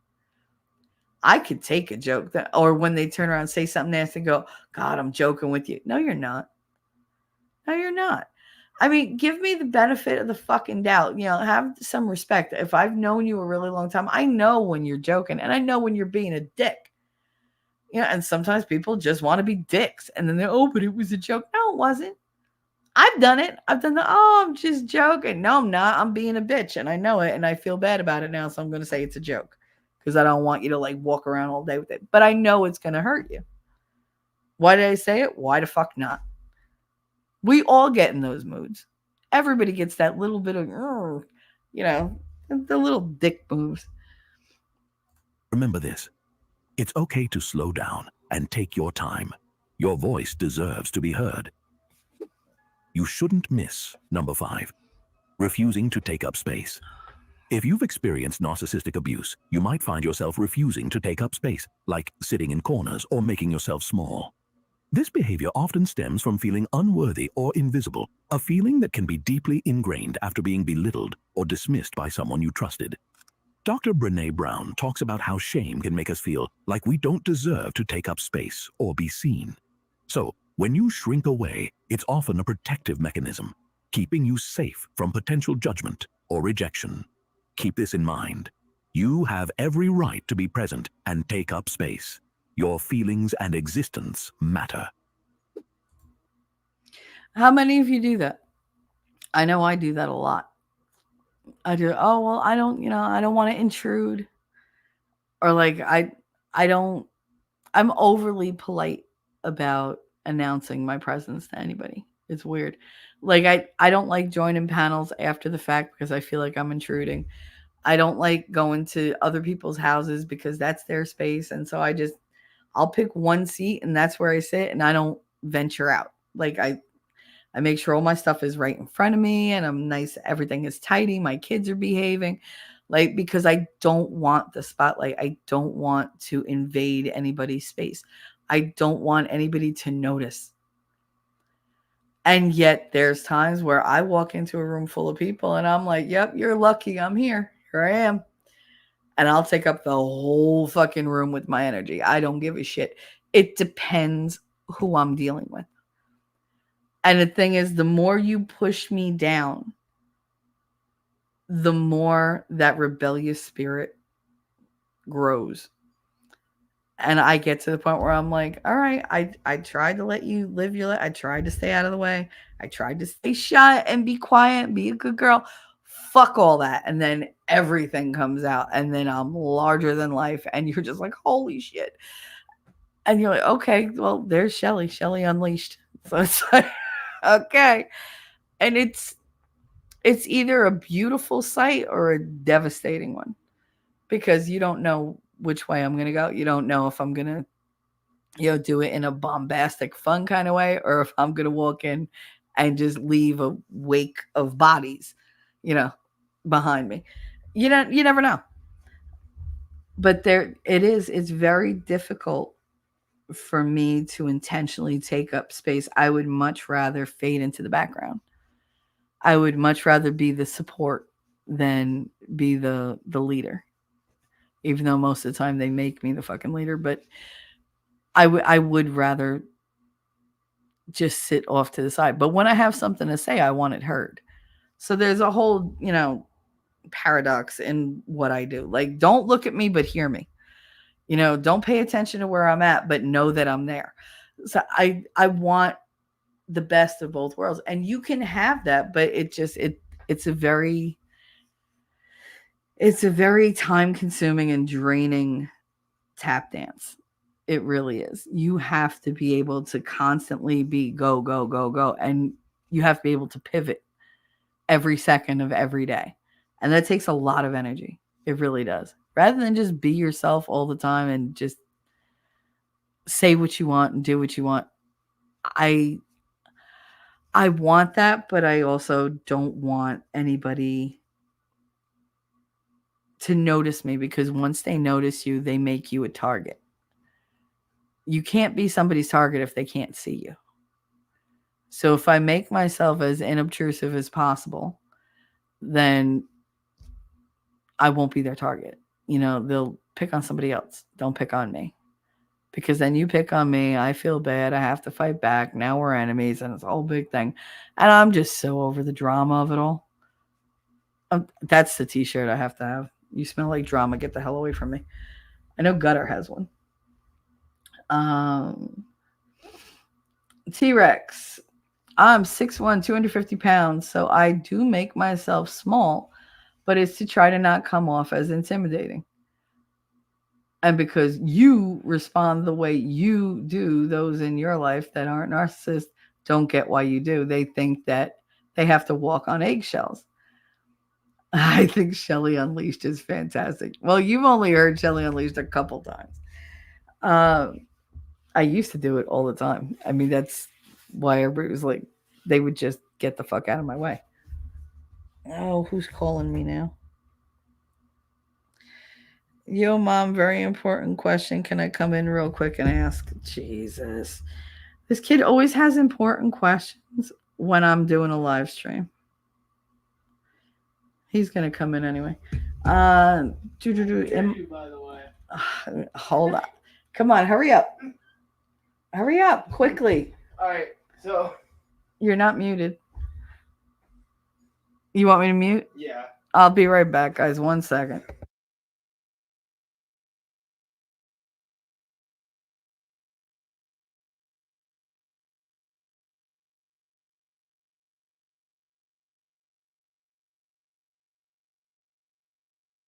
Love you too. All right, that was it. That was a quick question. Yes, all right, I love you. Goodbye.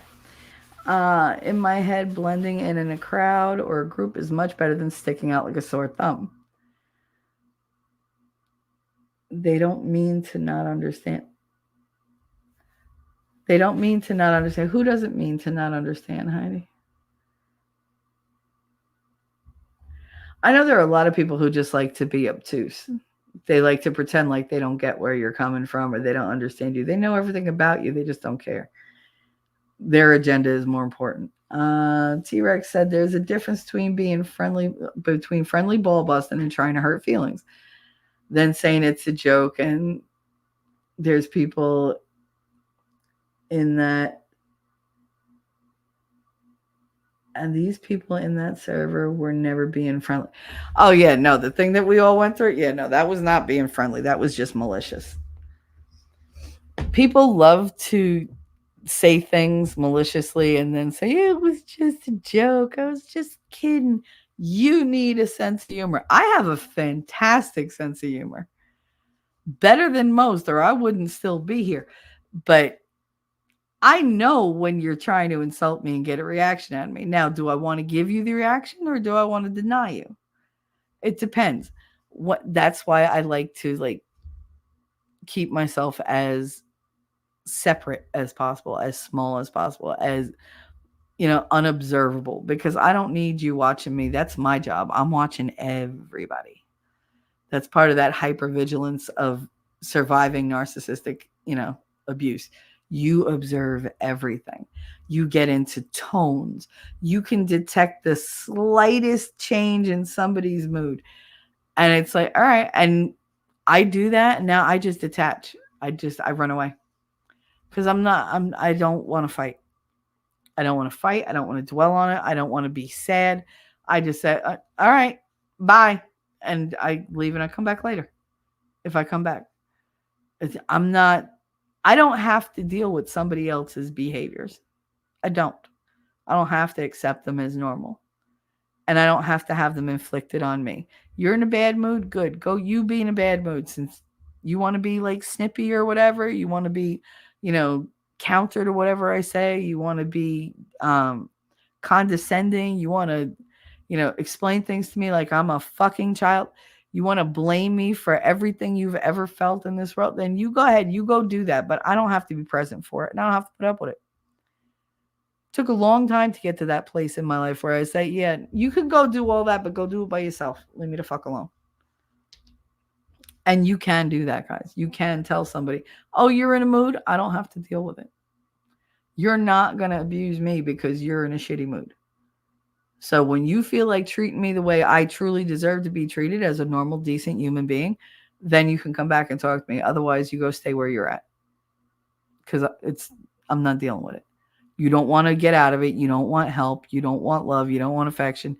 You don't want friendship. You don't want any of this stuff. You just want to be an asshole. So go off and be an asshole by yourself. You don't have to take it, people. You don't.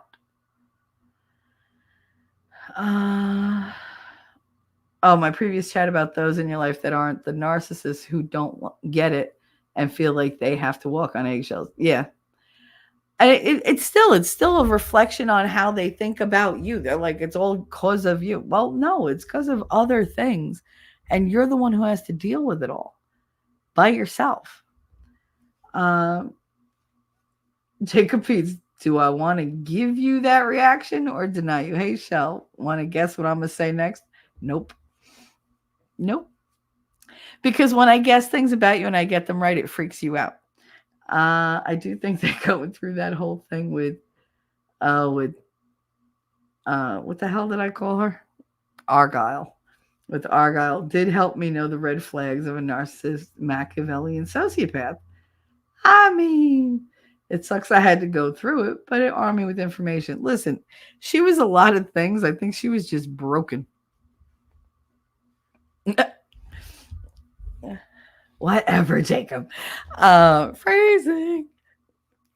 Listen, we have phrasing. I repeat that all the time because of you. Winning said something the other day on his show, and I was like, phrasing, because it was really dirty and he didn't mean it that way. It was funny, though.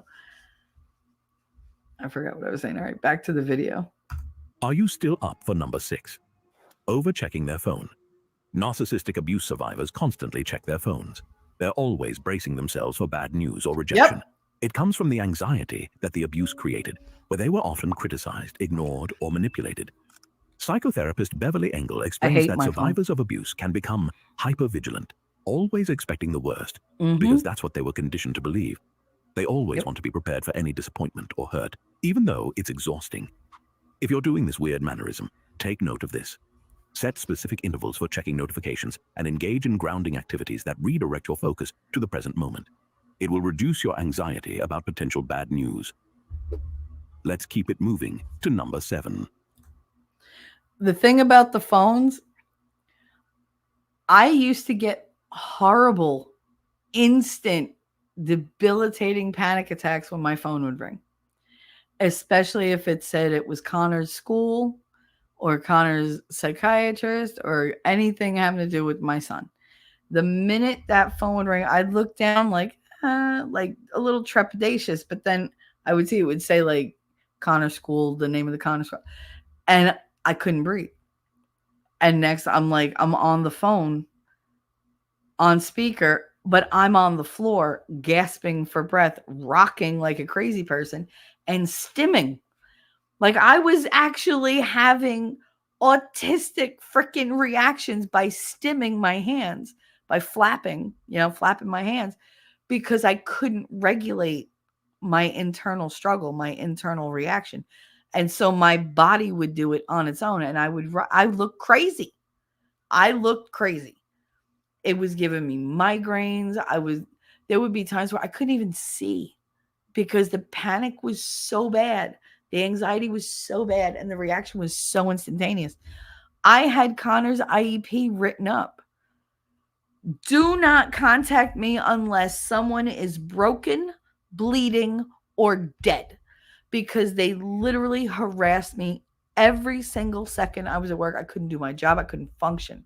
And the constant, the intrusion of him in my room and that like, and it just constant drama, that it got to the point where I couldn't take anything. And I couldn't, now my phone rings.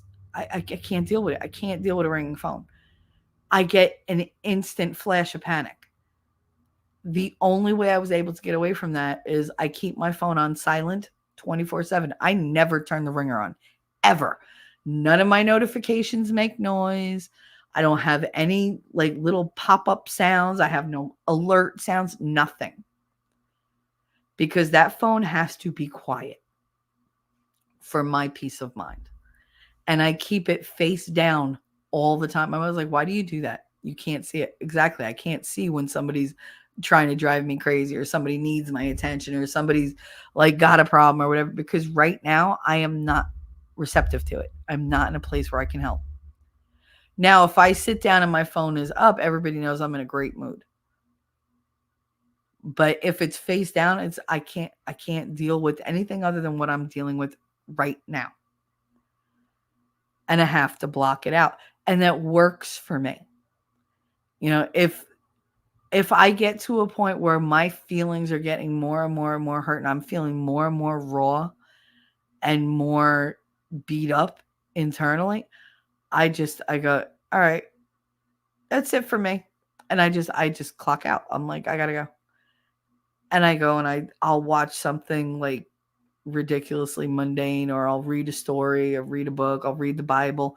I'll listen to some music, anything to get me out of that feeling, out of my head and put it past me, because I can't deal with it right now. That phone is the worst thing that ever happened to my life, because it sucks all the joy out of everything. It makes me see all these people living their best lives when I know these people in real life and I know their life isn't like that. I'm like, why are you putting up pictures of you being this happy family when you just spent like 4 hours crying to me about how he's cheating on you? The kids don't do this. You got no money. You got a termite problem. But none of that you're lying. You're just lying to the world, and it's making other people feel like they have to live up to that, and they can't. You can't even live up to your own standards. But you project that you are.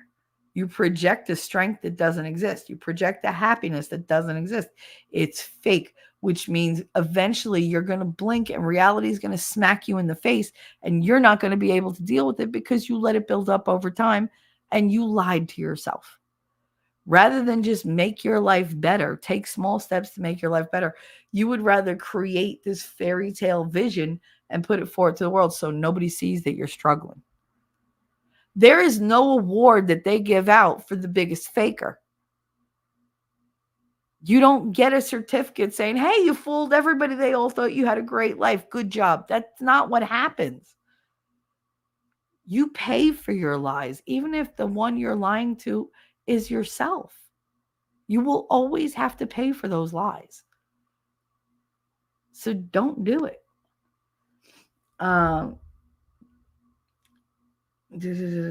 Paisley phrasing. Archer ruined your sense of humor. Archer ruined your sense of humor. Archie Bunker created mine. Shit. I got mine from him. I'll take it. Oh my fucking God. That's me. The phones are the worst. They really are. Phones are the worst.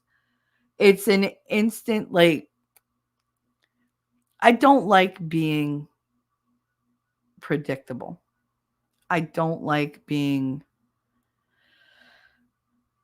on, I guess, at somebody's beck and call. Like, I value my freedom. I value my alone time a lot. A lot. Do I love spending time with other people? Certain people, yes. But sometimes I just need time by myself. I need my little escape world that's in my head where I can go and I could be a rock star. I could sit here in my room and belt out tunes like they sound great because it makes me feel better. Do I have to sound the way I would love to sound? No, and nobody has to say, but I stay by myself so nobody can critique it. I am so sick of everybody fucking critiquing bullshit. I do it. And I do it. Other people do it, but yet I'm the one who always gets called out for, oh, you're so critical. I don't know shit like that. Whatever. Like I'm the one who's bad. And it's always a criticism on top of whatever I'm saying. Can't just talk. Can't just be free with what you say because somebody has to judge you based on what you say, whether they believe they are or not. It comes across as a judgment. Again, you doing things not always received that way. You have to be open to understanding how your words and actions can be received because that is your responsibility as well. You're the one who said and did them. Your intention is only half the battle. The reception is the other half.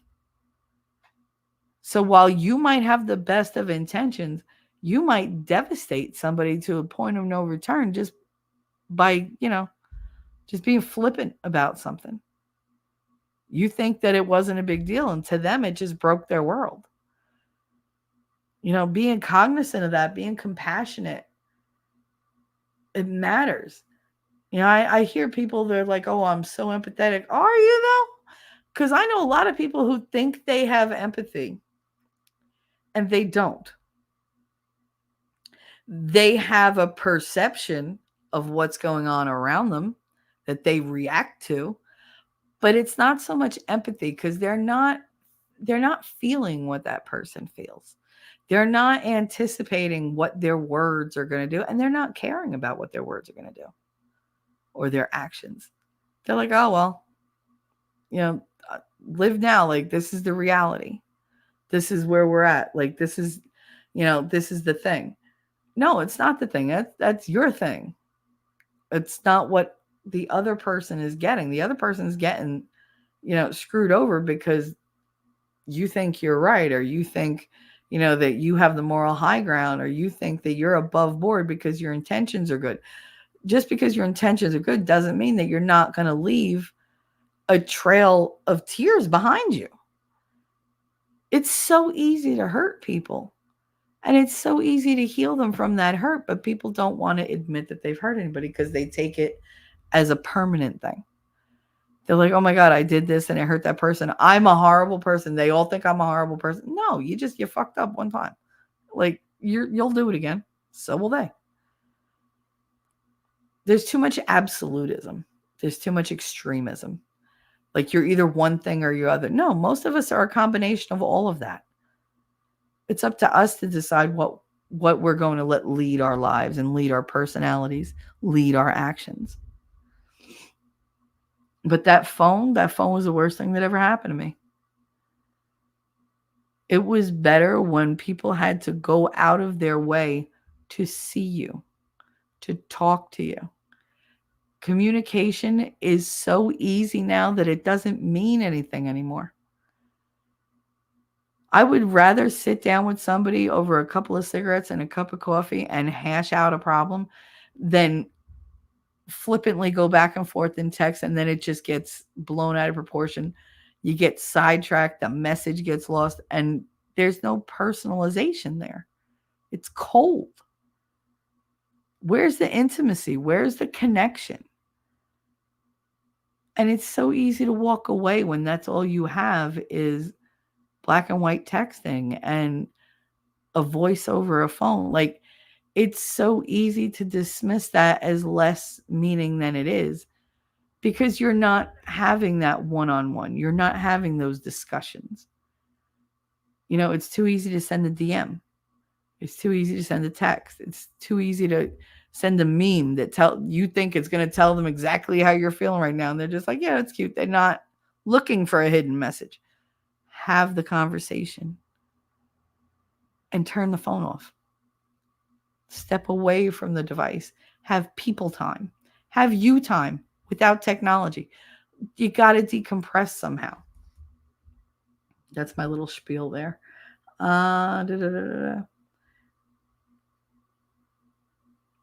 Jacob Peets, Archer was great until it got weird with all the time travel. Yeah, I hate when they do that. At least 40 minutes behind. Not bad. I'm not behind at all. Woohoo! 20 minutes and I'll be caught up. I've been listening while doing dishes and laundry. I got to do laundry. Son of a bitch. Thanks for reminding me. Archie Bunker, one of my faves. I mean, he was he was something. But a lot of the stuff he said was true. Not in the best way. And I grew up with dudes like him all the time. But hell, I'm like him. He wasn't bad. He was a reflection of the times. That's what people don't get. Like, oh my God, that comedian, he was a reflection of the time he existed in. People act like, everything remains stagnant. Like, okay, this exists today and they should have been aware of it. They didn't know. And sometimes humor has to be a little inappropriate and offensive to get the actual meaning through in order for you to pay attention to the idea, to the problem. If they're saying this, then obviously they didn't invent the wheel. That wasn't their original thought. They didn't think that up out of the blue. That existed, and that's something that they were able to pick up on and put forward. It's out there. It's not just in their head, and it brings attention to the issue. We've used humor for political conversations forever. Now all of a sudden you can't do that. We use humor to bring out racial disparities forever. Now you can't do that. Because now you're not making a joke about racism, you're being racist. They like to take what you're joking about and put it on you, and you have to own that. And that's some bullshit. I say shit because it's funny. Does it mean something to me? Yeah, usually. Am I going to say something I don't believe in? No.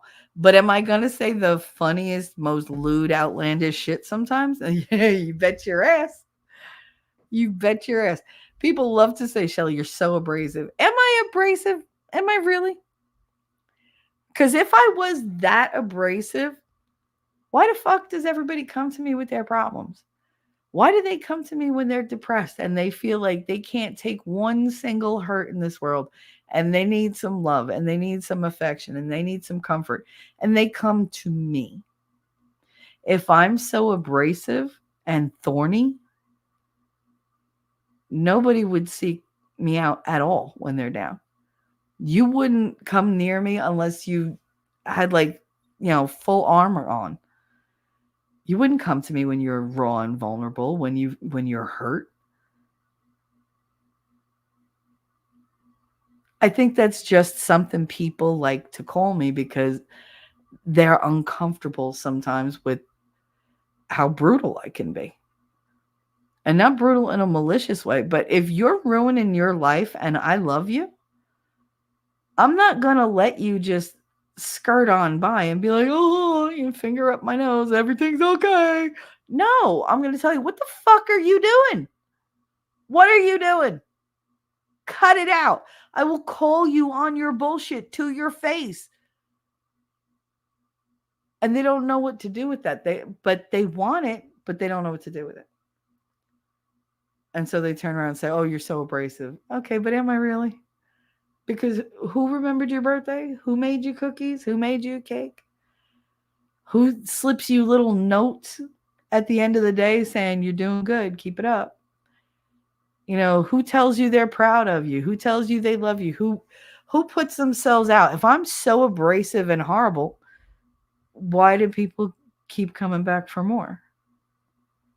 Why do you keep looking to me for solace, for entertainment, for a laugh if I'm so abrasive? I think it's something that people, they hook onto it because it's a way to control you. If somebody always attributes a negative adjective to you or a negative idea to you, they've put that on you of their own volition. You didn't earn that. They labeled you with that. And it's up to you to accept it or to deny it. And I deny being the abrasive person. Am I rough around the edges? Maybe a little bit. But guess what? I didn't make myself that way. Life made me that way. God made me that way, and God gave me a giant heart to counter that. Because he knew that if I didn't have that desire to make people feel better, that desire to make people see how beautiful they are, then it would overshadow everything. And I would truly be abrasive. I would truly be as hurtful and malicious as my father. The cruelty is there, but luckily I have a really good side to me that overpowers that, because that's the side that I feed. That's the side I'm proud of. I'm not proud of the cruel streak. I'm not proud of the fact that I know exactly what to say to destroy anybody that steps in front of me. I don't have to know you more than 3 seconds. I'm good at hitting that jugular every time. But I don't like that aspect of myself, and I don't like that skill, so I don't use it. That's up to you. You can let somebody label you, and you could fall in line and become everything they say you are, or you could be yourself and say, that's not me. Take another look. And if you don't like what you see, then you're more than happy to walk away. Like, there's the door. But don't let anybody tell you you're a bad person or you have negative attributes when you don't.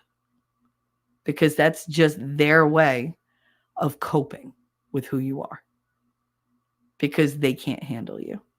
Because they don't have the stuff that it takes to ride with you, to do the ride or die thing. Don't let them do it.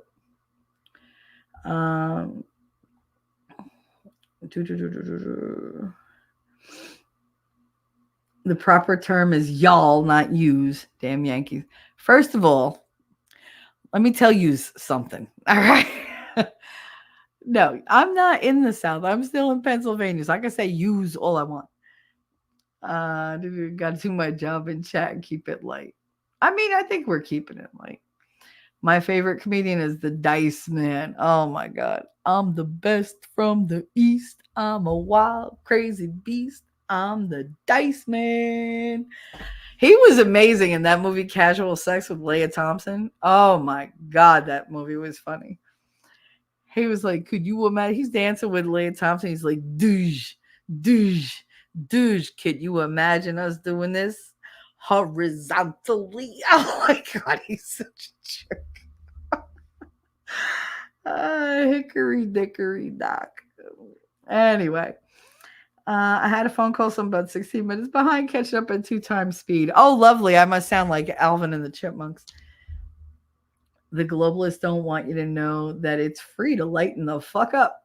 Yep, to those damn commies that want to police funny stuff. The whole assault on comedy kills me because we need to laugh now more than ever. And the thing is, like, we've always been able to process things through humor. It's the best vehicle for processing information that is dangerous, scary, hurtful, because you get to add a brevity to it, and you get to really like look at it, make fun of it, twist it, turn it, go. You get to exacerbate it. You get to be fantastical about it. And it comes off as absurd. And it takes the sting out. And you look at it and you go, you know what? It has the potential to be this kind of devastation. Or I could look at it and be like, you ain't got shit on me. I got this. And you use humor to get there. You use humor to garner the strength you need to fight that disastrous, horrible thing. And to make it where, oh, you're this giant monster. It's like when they wrote in, what was it? Prisoner of Azkaban, the Harry Potter book. When they came up with the spell ridiculous.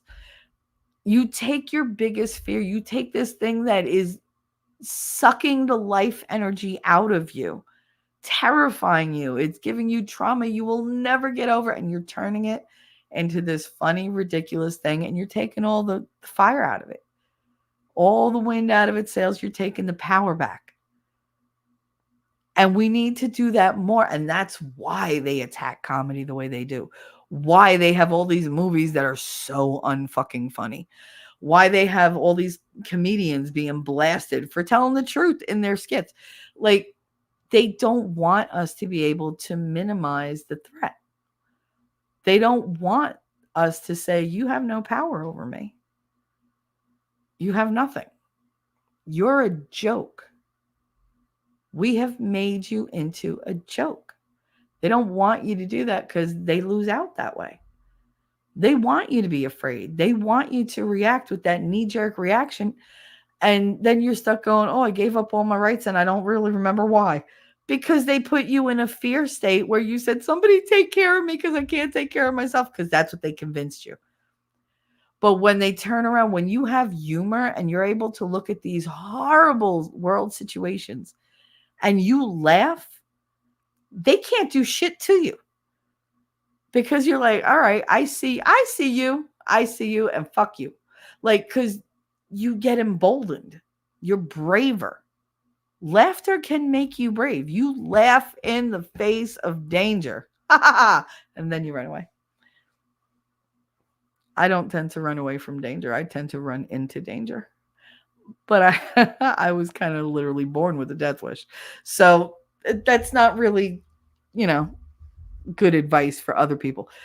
But to make a joke out of something, yeah, you take the power out of it. You take the power for yourself.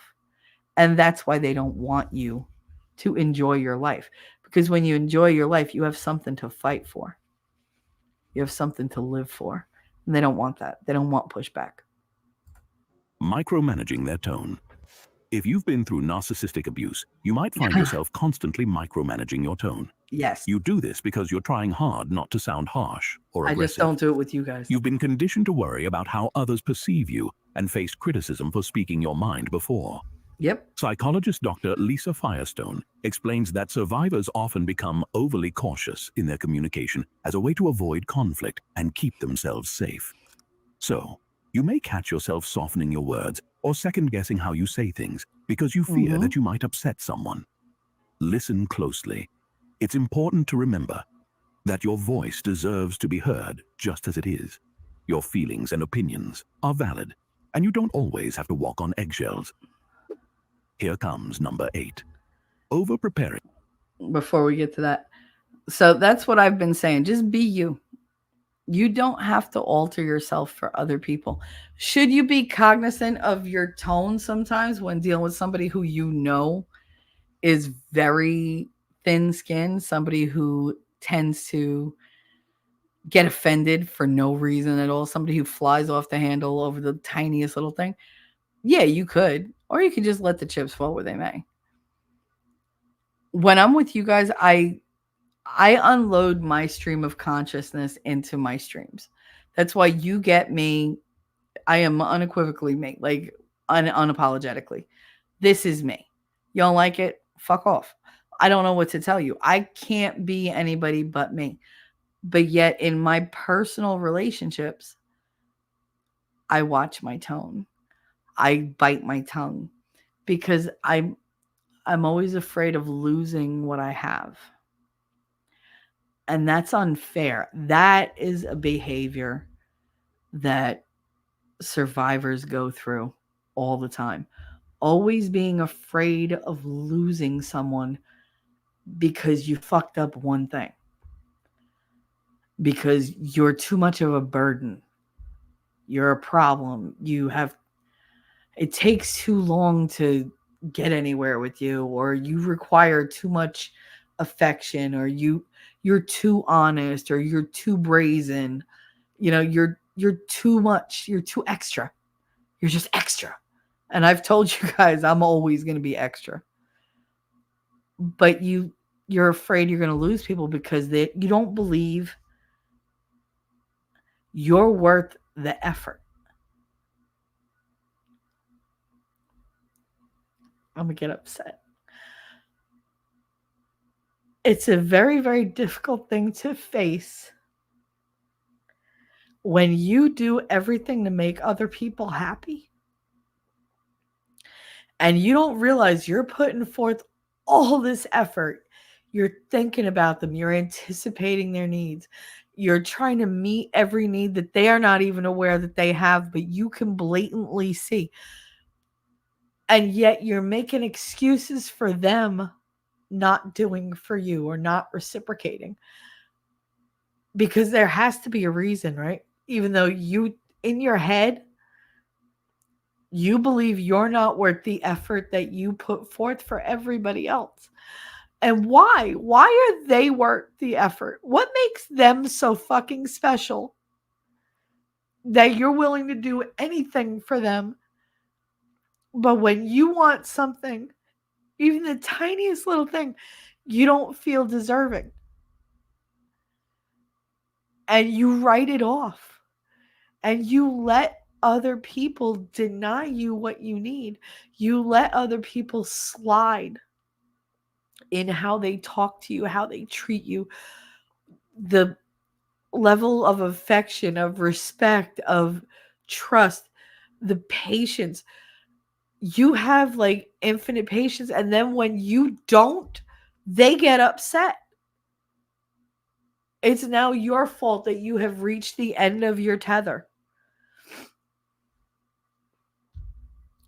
But you deserve every bit of effort you put forward for everybody else. You're worthy of that. And the thing is, I say that to you knowing, because I see the good in all of you guys. I know what you're worth. I know how amazing you are. I see the beauty in you. I see the brilliance in you. I see the value as you are. Problems, picadillos, your idiosyncrasies, all that shit, it doesn't matter. Once you're worth it, you're worth it. And I will stop at nothing to give you everything I can, to be there for you in every way I can. And yet, I don't believe that of myself. And I know that you guys don't believe that of yourselves. Even the ones of you with the biggest, like, egos. You just believe that it's never going to happen for you. That for some reason, at some point, somebody's going to turn and look at you and go, oh, you're just too much, and walk away and devastate you. Because you're not worth the struggle. But you are worth the struggle. You are. I'm not saying go out and demand everybody put up with your bullshit, because you're all full of shit at some point too, to a degree. But you're worth so much more than you really believe you are. I see it. That's why I show up. I don't show up anymore for me, believe it or not. I show up because I don't want to disappoint anybody who might need the company. It's not that I think I'm spouting brilliance here. I'm not dropping any kind of wisdom. We're just talking. But some people need that connection. I need that connection, but I think some people look for it. They look for that little bit of escapism where they could just sit back and listen to what's inside my head instead of what's dealing with what's in theirs. And hopefully the two collide and one helps the other. Oh. All right.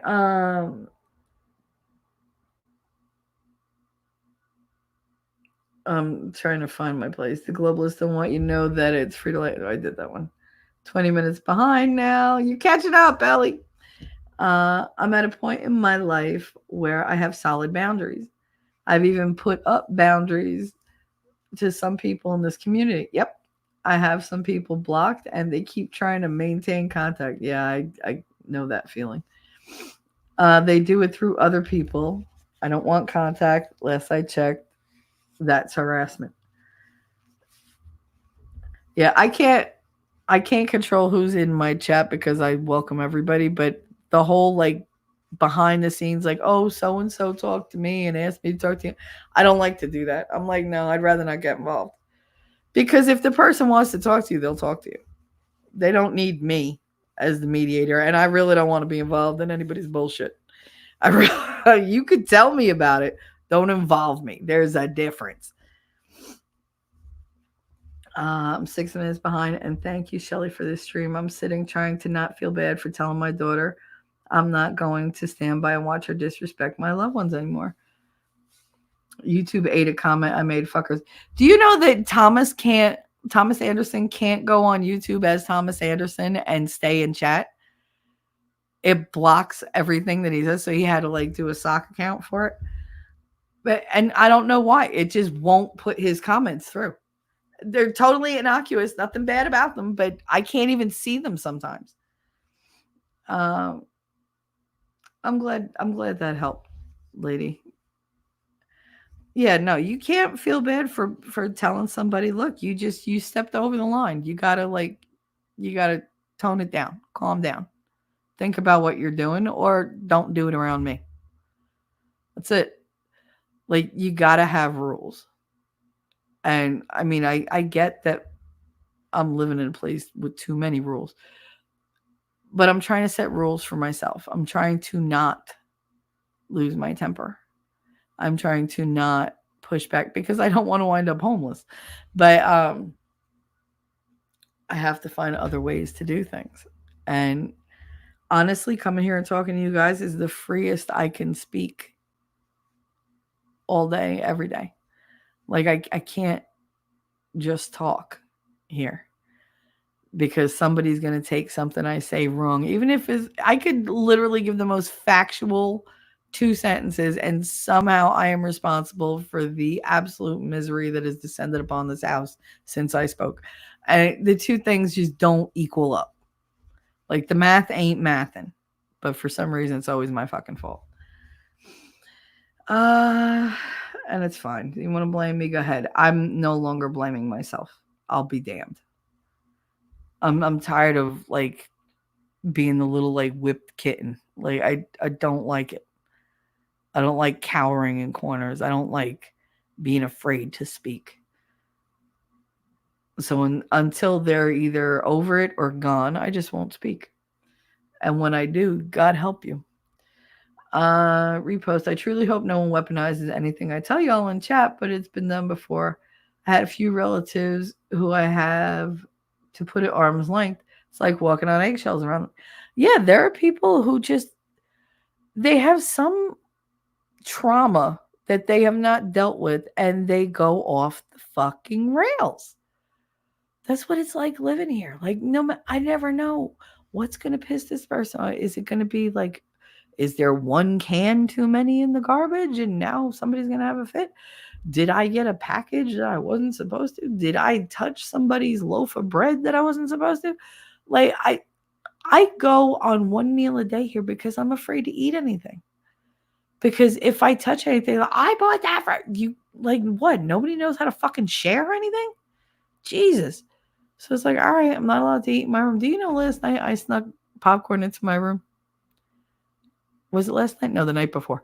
The night before I snuck popcorn into my room and I was like, winning. We could watch like the Penguin now. I got my popcorn. It was like, oh, like it was a whole big thing because I broke the rules.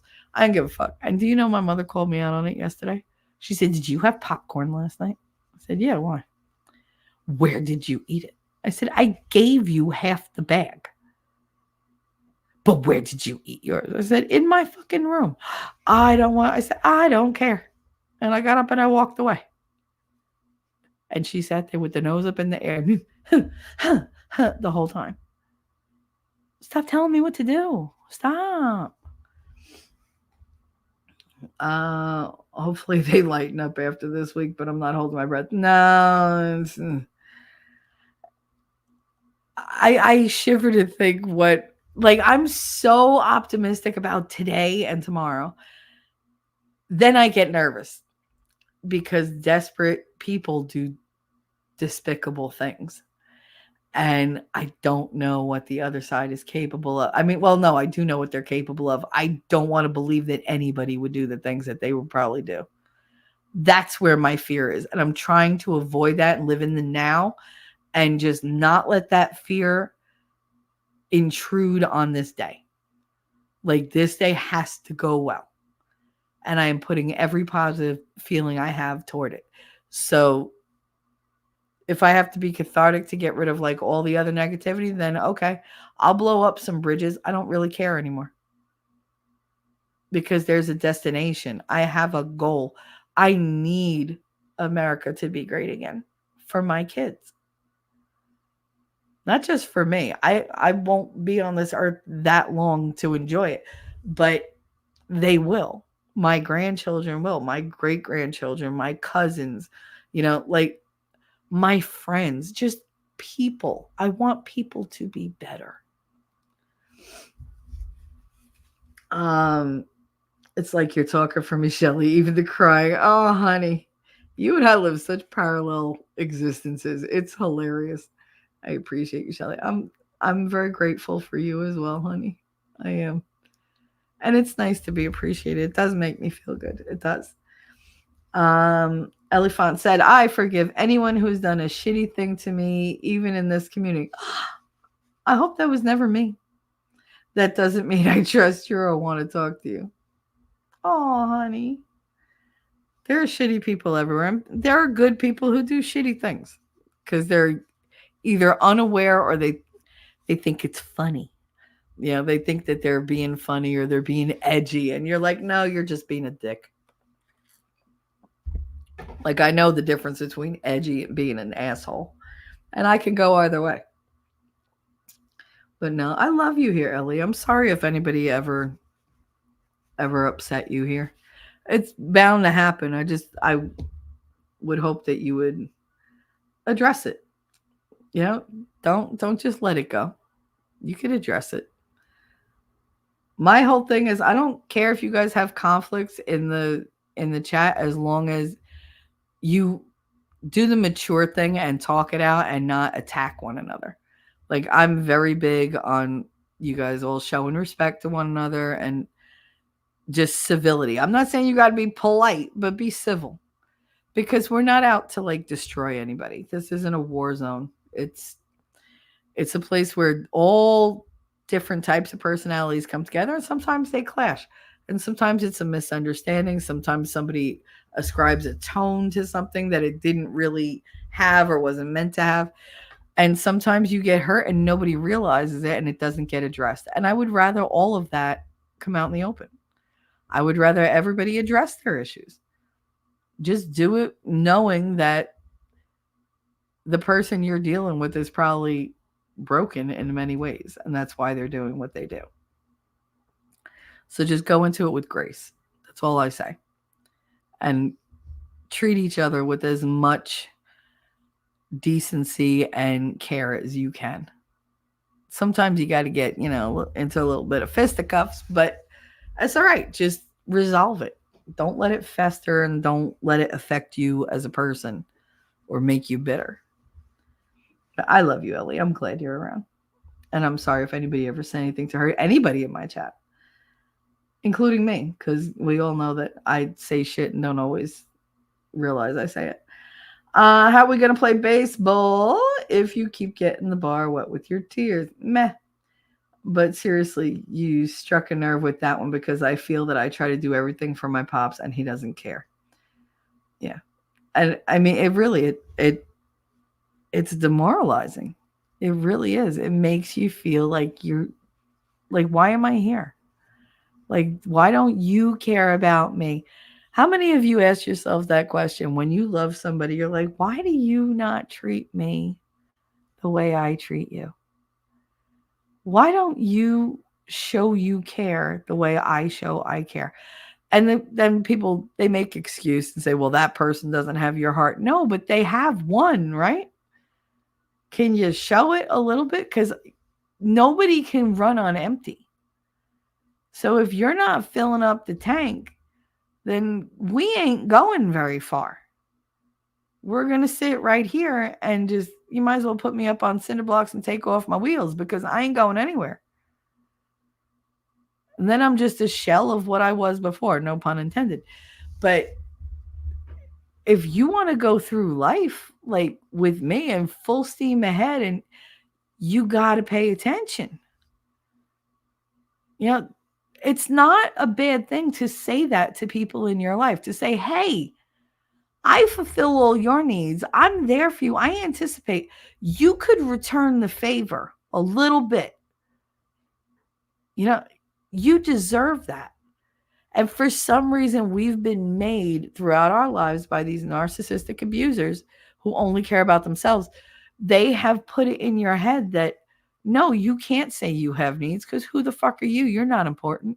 I'm important. You're nothing. You exist to make me happy, not the other way around. This isn't a mutual thing. We're not partners. We're not equals. I'm important. You take care of me. I never said I'd take care of you. Don't expect that of me. Oh, okay. That's what they do. And eventually throughout your life, you learn, because it's easier to accept what they're saying than to accept the fact that they just don't feel that for you. You wind up telling yourself that you're unlovable. You're not important. You're not smart. You're not funny. You're not talented. You're not worth it. Because that's what they want you to believe. Don't do it. Right now, my mom is at the doctor's getting cancer removed. Life is too short for the horrible feels that some people do or make you feel. Yeah, I know right now I'm just yelling into the abyss because I'm behind. But, honey, the whole stream is about that. It's about the hurtfulness of the world, and that we have to fight back against it. And we have to be better than that hurt, better than the negativity. Because if we're not, we're just allowing the darkness to take over and spread. You have to forgive people for you, not for them, but for you. That doesn't mean you have to allow them back into your life. That doesn't mean you have to allow them to do the things, the transgressions that they do that hurt you.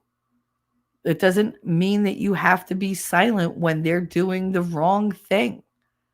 When they're doing a dangerous or a harmful or a insulting, hurtful thing.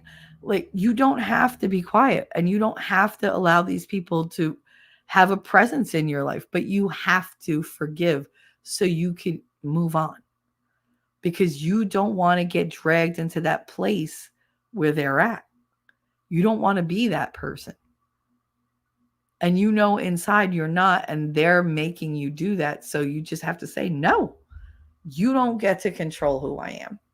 You don't get to control how I feel or how I react.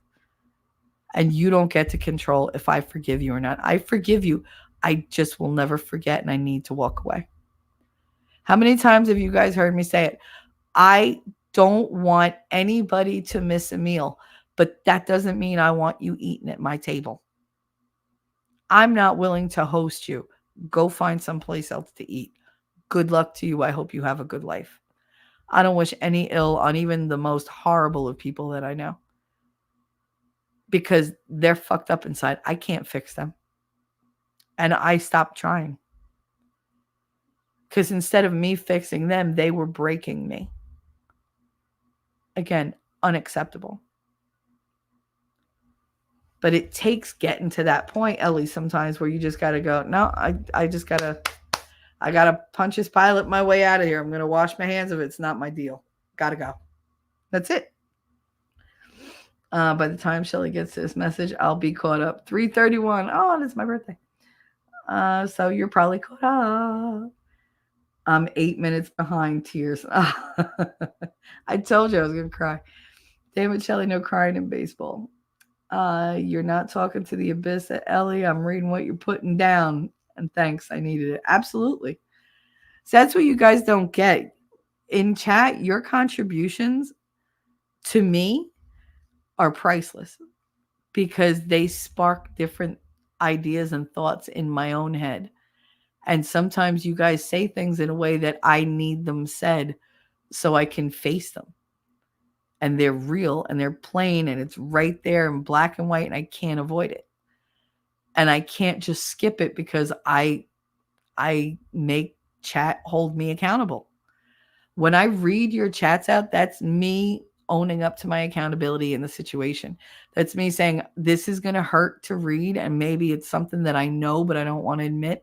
But now I have to read it out loud and I have to talk about it and I have to embrace it. It forces me out of my comfort zone. And I can't just turtle and hide. So it's a good thing for you to get your stuff out. Wait, I walked away for a minute and we're blowing up bridges now. Easy there, Kaczynski.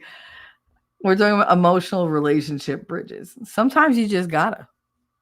Sometimes a person is so toxic to you, you gotta go, dude, there is no therapy for me and you.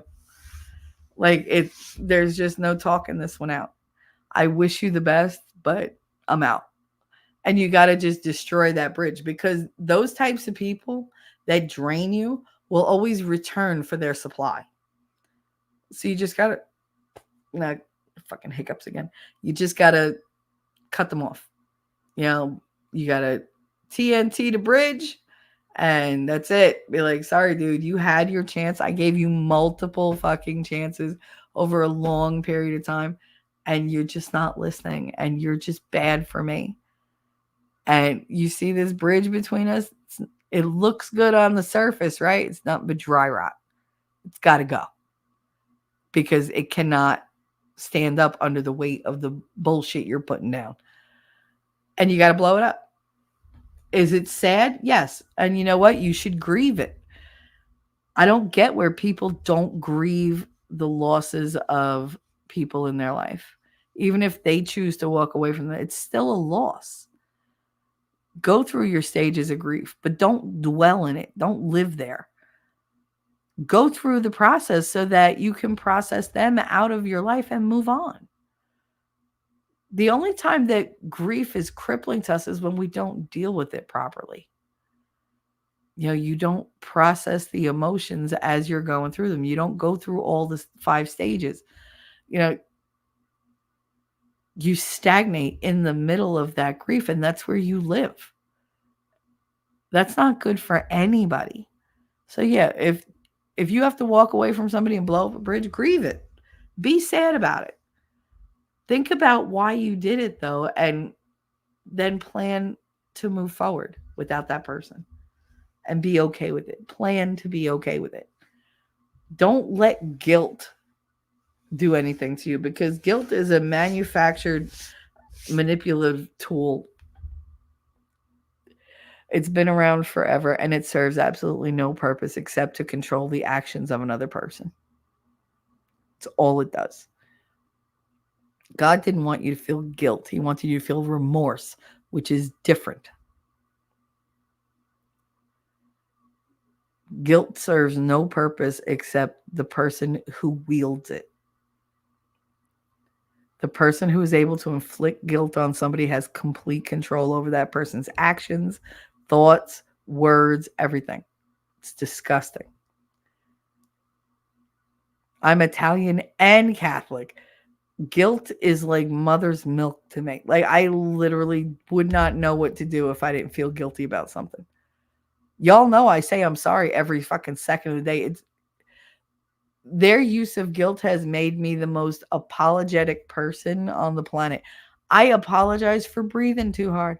I apologize for, being asleep sometimes because I wasn't at somebody's, like, the snap of their fingers. If I make somebody wait for a response from me because I didn't see their text or whatever, I apologize.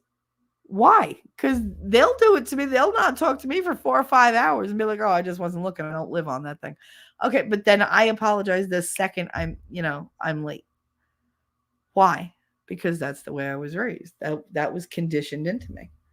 Serves no purpose. Am I sorry? Yes. Why? Did the world end because I didn't pick up the phone? No, nothing happened. The governor of Washington State has mobilized the National Guard for this week in case of civil unrest. Washington State, if it's civil unrest, it's the libs who are being, like that. The same thing with the Portland with the ballot box that they set on fire. It said free Gaza. So you had pro-Palestinian. That's not the Republican side. They're like, oh, well, Republican. No. That's your liberal bullshit.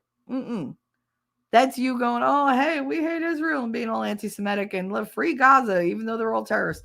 That's that side. We're not the ones that are doing that. And you want to know how we know it's that side? Because nobody had to suffer for it.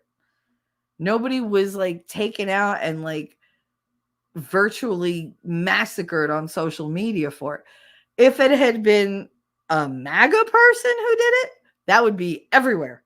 Oh my God, there would be billboards like denouncing that person and our side and everything else. So that's how you always know. When they keep it quiet, it's their side that did it. Because the liberal media likes to cover up their bullshit. That's a hypocrisy for sure. Absolutely. Almost caught up. What's funnier is the media is addressing it as in case Trump and his supporters don't accept. They're so full of shit because they know damn well that that's not who's going to be rioting. It's going to be all the liberals setting fire to shit and looting and breaking storefronts and everything because mass chaos and devastation and destruction is all they know. The only thing that side knows how to create are stupid ideas about making little kids go through sex change operations and everything else. That's what they do. They don't build anything. They don't want anybody to be stronger. They're all about the division, all about the chaos, all about the anarchy. That's all they care about. Just make everything bad and then put it all on us. Trump supporters are home or at work. They're not walking around with bricks in their backpacks and like Molotov cocktails and shit like that. They're not walking around with balaclavas hidden up their sleeves so that nobody's going to see my face. We don't go out in masks unless it's Halloween. Like, Jesus, if you think about it, they wear face masks and ski masks to keep their identity, and their like ideals secret, whatever. We go out in bright ass red hats that say MAGA on them because that's who we are. Balls out. Like, here we are. We're a whole movement. We're a vibe. And we're here. And you can't not see us. We're here. Look at us. The other ones want to do everything in secret because they know they're wrong. They know that they have to act in the shadows to be the big boogeyman. Whereas we're just like, no, yeah, we're standing here. Why? Because what do we want? We want freedom. We want family. We want God. We want financial freedom. We want, healthy America. We want all of the American dream that we were promised. And we're willing to work for it. So yeah, I got my red hat. I'm sitting here. I'm all proud in my red hat. I don't care. I don't care. This is who we are. And we stand for something amazing.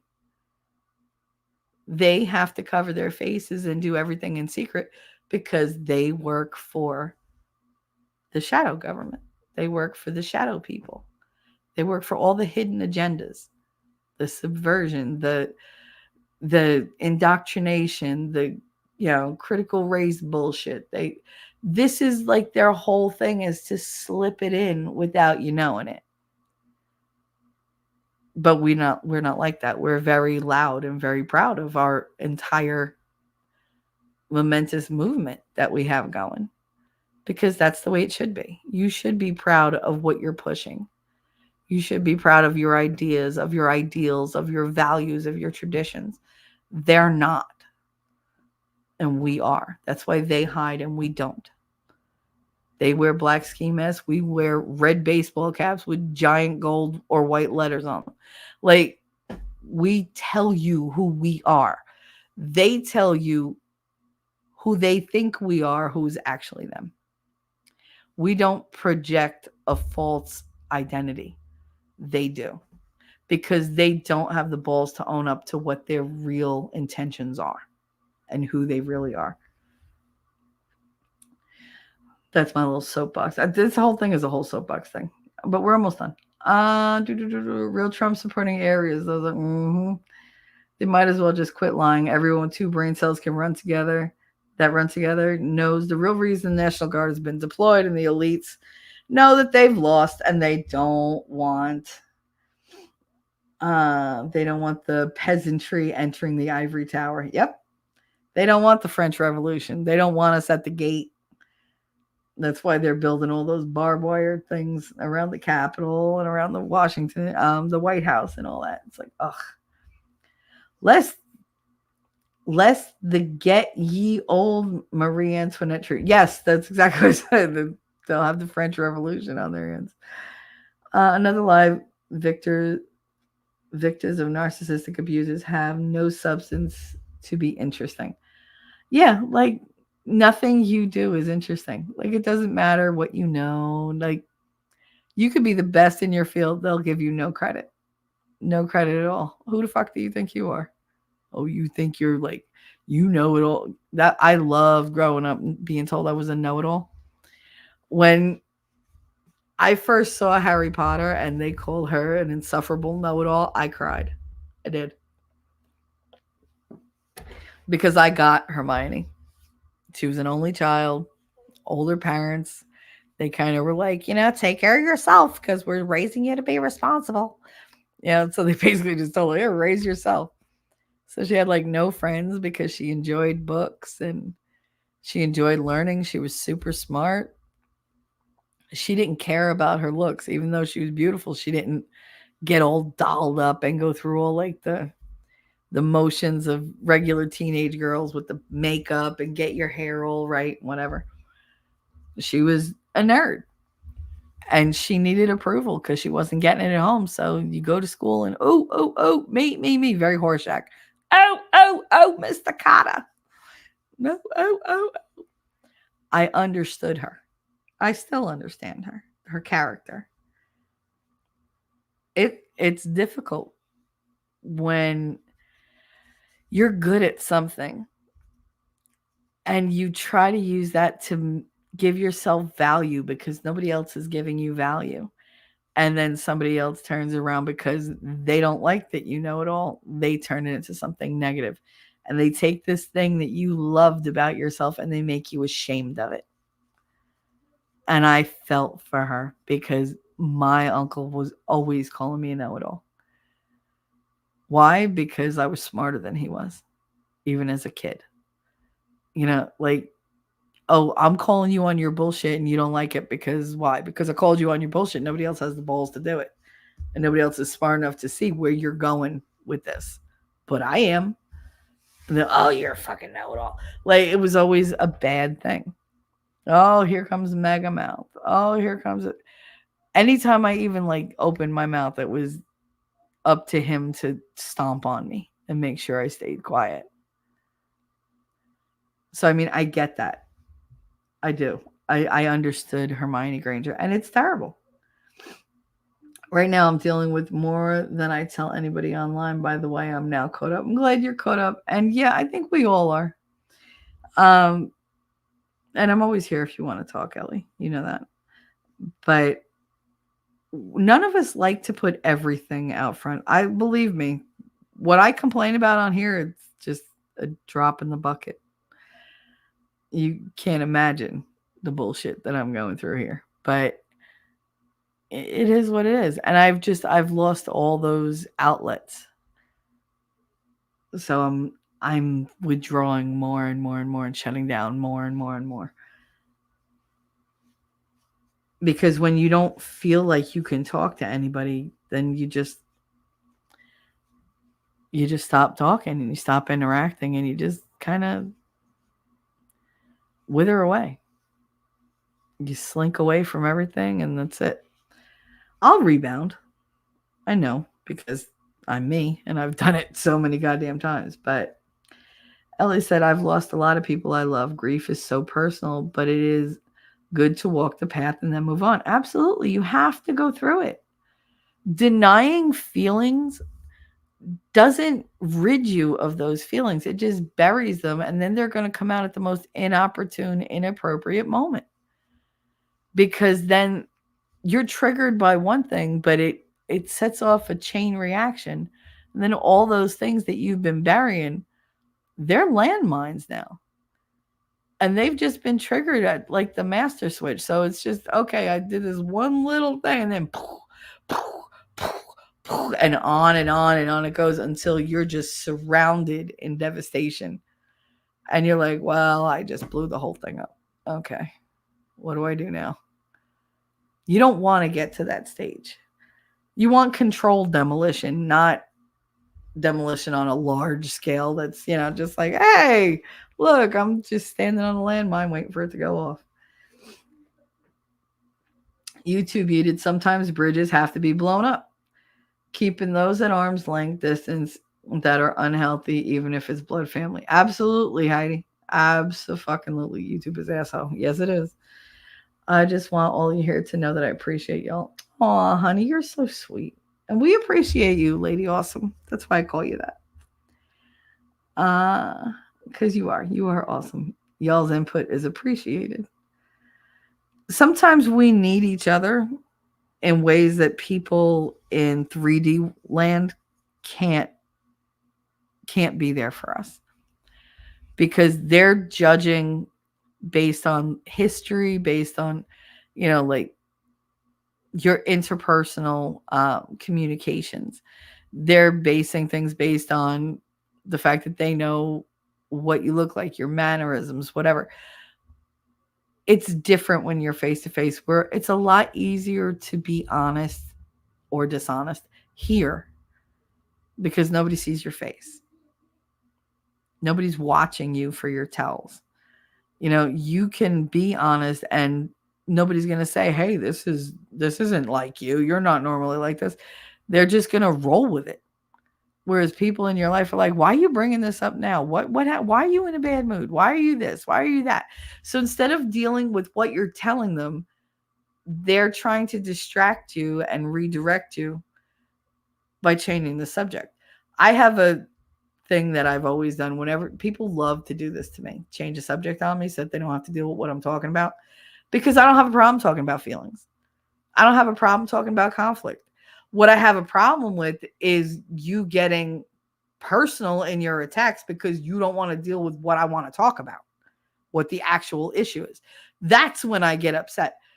And I've always had to say, I'm like, if you ever hear me say, you owe me a quarter, it's because somebody took the coward's fucking way out and changed the subject rather than deal with what I need to talk about.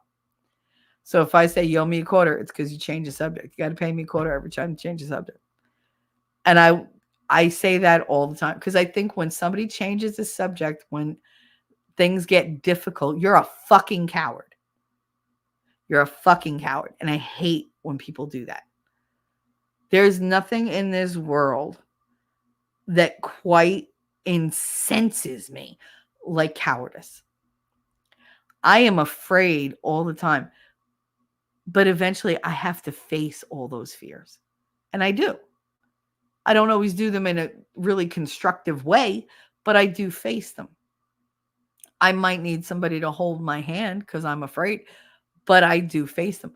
People who run away from settling things that aren't that big of a deal, but they don't want to be bothered, they're fucking cowards in my eyes. And I can't have respect for those types of people. I just can't. I just can't. It's my jersey. Ellie said, I lost my dad suddenly in 2017. Right now, I'm dealing with my stepmom, who is a crappy and selfish executor. Yep, right there with you. She refused to give his children anything, including pictures. I never understood people like that. And I know so many of them. And I can't wrap my brain around their motivations. How can anybody be that hurtful and that selfish and not feel like they're drowning in guilt every day?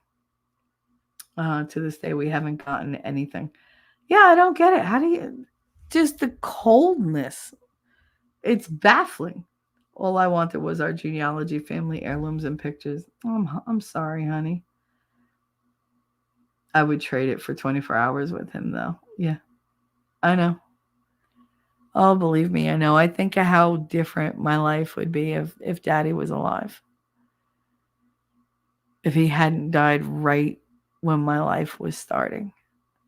You know, he missed everything. He missed the Sweet 16. He missed high school graduation. He missed, my first date, my first car. He missed my first apartment, his first grandbaby. He missed it all. I know he's with me in spirit, but fuck, I wanted him here. Because it would have been so different. He would have never let me run roughshod the way I did as a teenager. He wouldn't have said, fuck it, let her raise herself. He would have never said that. The first dude that I dated, he would have been like, no. And that would have been the end of that. There would have been no lead up to rape or anything like that. There would have been none of that. If a guy threatened me in any way, he would have friggin' taken care of that. 1, 2, 3. There's no way I would have ever been able to have a black eye or a broken tooth and him not lose his shit and take that person out and make sure it never happened again. I would have been protected. I would have had somebody actually raise me. And I missed that. I missed out on all that. I got the opposite. I got the selfish parent. So I know what you're going through, because she only started giving me my dad's stuff now. Everything else, she kept or gave to the man she's married to now. And that caused a lot of resentment and hurt feelings for me. A lot of resentment. To the point where it doesn't matter if he made my mother the happiest she's ever been for her entire life. I wouldn't care if he cured cancer. I can't accept him. Not the way I would have if she hadn't been a cunt about it. If she hadn't given him my dad's jackets, my dad's jewelry. If she'd shown respect and decency to me for his memory, instead of turn around and start bad-mouthing him. Why? Why do you have to bad-mouth him? Because you have a new boyfriend? I was 15. My dad hadn't even been gone 2 years, and all of a sudden you're moving somebody else into my house? Are you kidding me? I've been taking care of you this whole time because you're a fucking child. Because you're too stupid to take care of yourself. And now you're going to bring somebody else in, have them replace my dad, and then you want me to be what? Accepting and happy about it? No, you selfish bitch. Like, just no. No. And any conflicts that we have, you created them. So I feel for you, Ellie. I do. I feel for you. Um, I hate that for you, Ellie. Losing my dad's been so difficult. Sending you love. We're all sending you love because it is. It's a very difficult thing to go through, and parents don't make it any easier. They really don't. Whether they're a step or just anything, they're very. They can be very selfish, and they don't realize the impact it has on you, and they don't care, which boggles my mind. I used to commune with him sometimes because I feel like he's there or watching over me. I feel like he's upset at how things went down with my stepmom. She never wanted kids, but like a moron, married a man with kids. Even if they're adults, they have children. Yeah, I don't know why they think they could just become like the center of the universe and everybody else just no longer exists. It's like, no. Side note, do you know where the term Molotov cocktail came from? Also slipping in phrasing. I know. Listen, sometimes slipping it in ain't the worst thing. Stepmom took everything in her first marriage and then did that with her second marriage when my dad died, of course. How fucking nasty do you have to be to not give somebody pictures of their dead father? It gives them a sense of control. She feels powerful in keeping these things from you. You know, and one day she's going to be old and frail and she's going to realize she has no power left. And then she's at the mercy of all the people she fucked over. Trust me, I've thought this one through. I hear you. When we lost my oppa in 2009, my grams turned my dad's siblings against him. Yeah. Mm-hmm. It takes a special kind of nasty, Ellie. Yes, it does. Ellie said, I've done nothing mean or nasty to my stepmom. You don't have to. Your existence is enough to put them off. You're an inconvenience. And you need to be either ignored or demonized. So you'll stay away. I even kissed her fat, selfish ass to keep the peace because God help me trying to be the peacemaker. Same. I even went as far as trying to have me lie on legal documents to the court saying she gave me part of the estate I refused to sign and called her out on it bearing false witness. Absolutely. Yeah, don't ever capitulate to these people. Well, at least you know you tried to be nice first. Yep. Good for you. Put your foot down. Abso-fucking-lutely. Sorry, I'm not trying to unload and dump and everything. Oh, stop it. I just have kept so much to myself not to burden anyone. You never have to apologize. That's what we're here for. I mean, we're here to hold each other up because, I mean, you think about it. Each one of us has very strong personalities, but we've developed those strong personalities because we're really kind of mush. I mean, you feel things deeply and you don't want to, so you pretend you don't. But we have big personalities to keep people from thinking that we're pushovers. When you know you are. You know you're a soft touch. You know you're a big old mush. I'm a big old mush. Lady's a big old mush. But we put up that grr kind of like thing. Like, oh, I don't need to talk about this. I don't need anybody. But you do.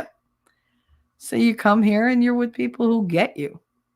Because we're all strong personalities and we all have to deal with people who are ridiculously selfish and think nothing of painting us in very bad light.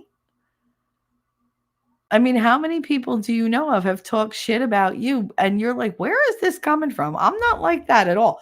We know that. The people who know you know that, but they're trying to put that on you. They're trying to change your image without your consent. You know, and because your image, who you really are, doesn't suit their purposes. Never let anybody try to convince you that you're something you're not. You know who you are. Be true to who you are, understand who you are, and don't let anybody fuck with your reputation. What was that when Darth was doing his what was that long book that he did? It was all different lessons. One of them was your reputation must be protected at all costs.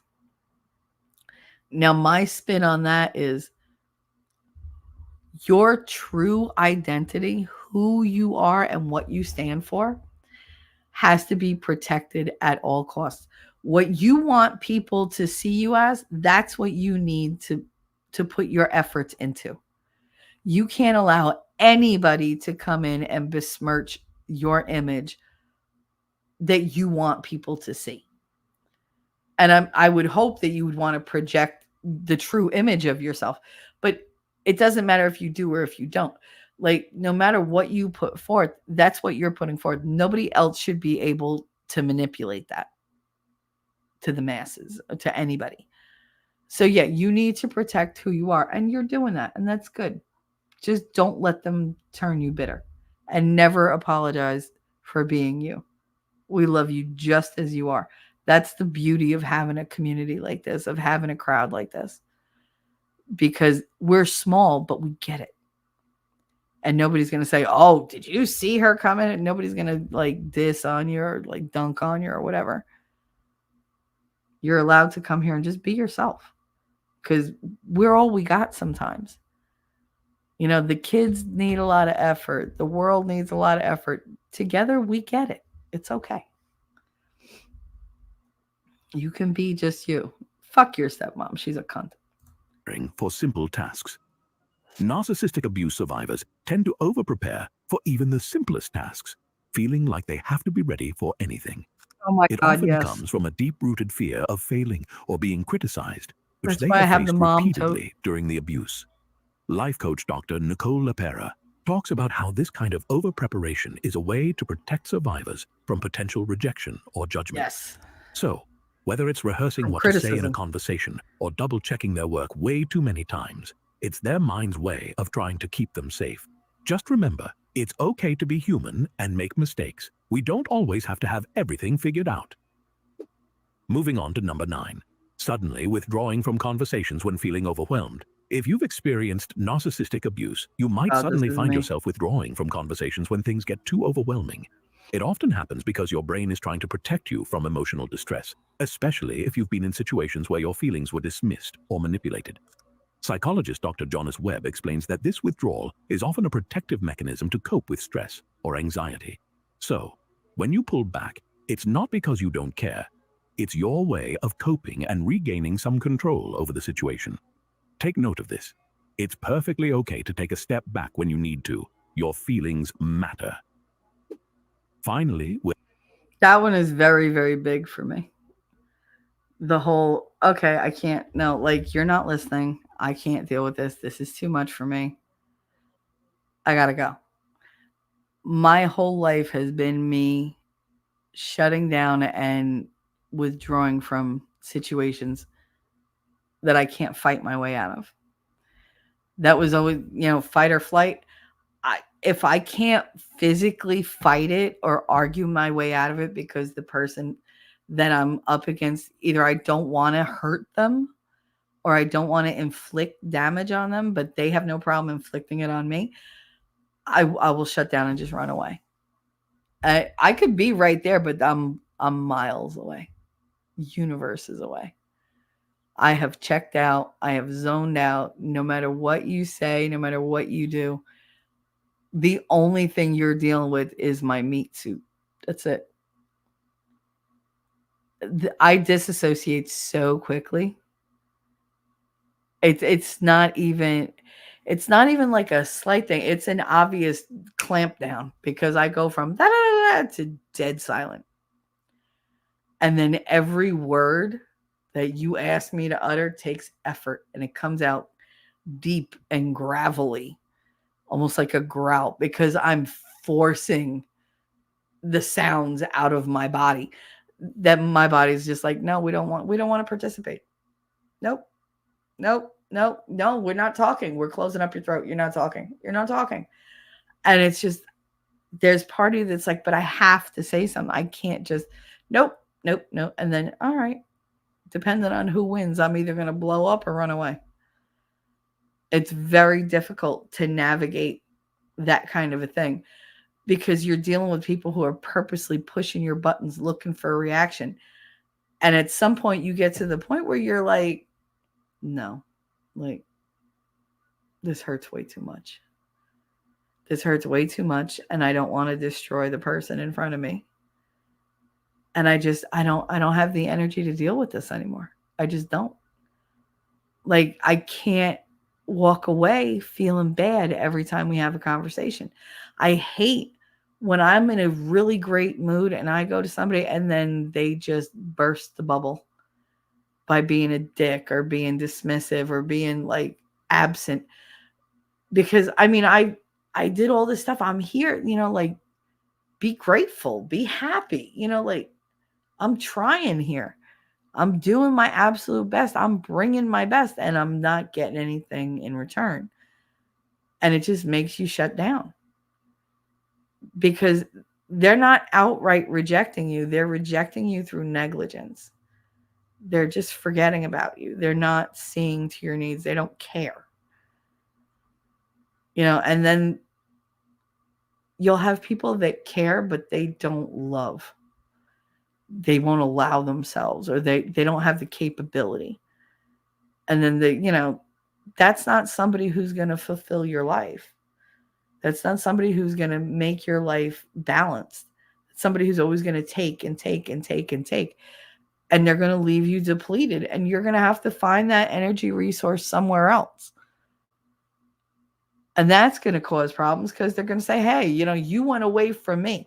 You went and did this and that. Yeah, because I needed to fill the tank and you're not giving me anything.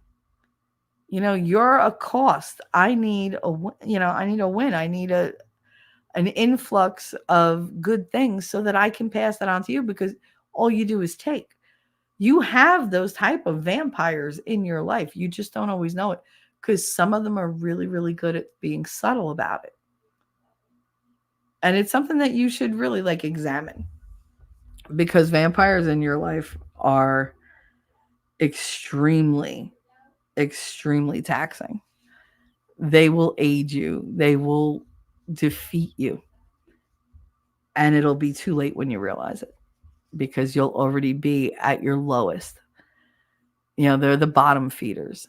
They're the people who can't just be themselves. It's always like a ploy. There's always something that they want. They always have a goal in mind. They can't just be there for other people. And if they are, they have to be patted on the back for it. And you have to praise them and whatever. And that drives me crazy. We're down to number 10. Nervous throat clearing. You might notice that some survivors of narcissistic abuse clear their throats a lot. They're trying to shake off a nervous feeling or make their voices sound more steady. This habit can be a sign that they're still grappling with the effects of their past experiences. They might have felt their voice didn't matter, or that they had to be perfect to be heard. As Dr. Ramane Dovasula points out, survivors often struggle with self-expression because they've been silenced for so long. If you're doing this weird mannerism, consider this tip. Practice deep breathing and vocal exercises to build confidence in your voice. It allows you to express yourself without needing to mask your anxiety. Understanding the weird mannerisms of narcissistic abuse survivors is a step toward empathy and compassion. Just like everyone has their quirks, survivors have developed ways to cope with their past experiences. If you or someone you know is dealing with these quirks, remember that it's okay to take your time in healing. It's a journey, and everyone moves at their own pace. Be gentle with yourself and those around you. And who knows, maybe these weird habits can even spark a deeper conversation about resilience and healing. After all, isn't it fascinating how our experiences shape us in unexpected ways? All right. So that went over well. I gotta fix my screen here. All right. Wait, I'm a little behind.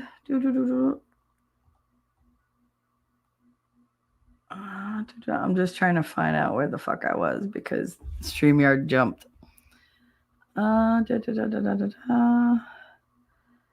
Slip it in, phrasing, did that. Fucking nasty. We love you, Ellie. I'm trying to find where the hell I was. YouTube changed to top chat. It does that a lot. And it's pissing me off because I know I'm in live chat some nights and I'm like, why does it say top chat? Why am I missing things? It never flashes or anything. It just boop, changes 1, 2, 3. You're not unloading, Ellie. You're sharing. It helps me and I appreciate you sharing with us. Absolutely. Absolutely. Will Raleigh. Hi, honey. How you doing over there, over across the pond? Heidi said, add ADHD and attentive type to that. Being overstimulated can be intense, and the need for recharge is absolutely needed. Absolutely. Absolutely. I do not have ADHD, but do you know that I picked up the character traits of people with ADHD because I had to do that to understand like what they went through on a daily basis so that I wouldn't get offended by a lot of the things that they do. Like with my son, like in order to understand why he says things in a certain tone and thinks that it's perfectly fine, I had to like really get in his head and understand it and adopt that kind of like same reciprocation. I have to mirror what he does. And we get along a lot better when I do, because then I'm dealing with him in a way that he understands. And then I explain to him, I'm doing this, but I mean, I really need you to pay attention to me. I need you to not be so sensitive. I need you to not use this tone with me because it really hurts my feelings. But I have to meet him on his playing field first and then introduce what I'm trying to get him to understand, because it's all new information. It's foreign information to him. So that's what I've wound up doing. Like the only way for me to really understand and deal with him on his level is to get in his head and mirror his actions and his mannerisms. But I can turn it on and off. I can do it only for him, but sometimes it does bleed into other things like the squirreling. I never used to squirrel.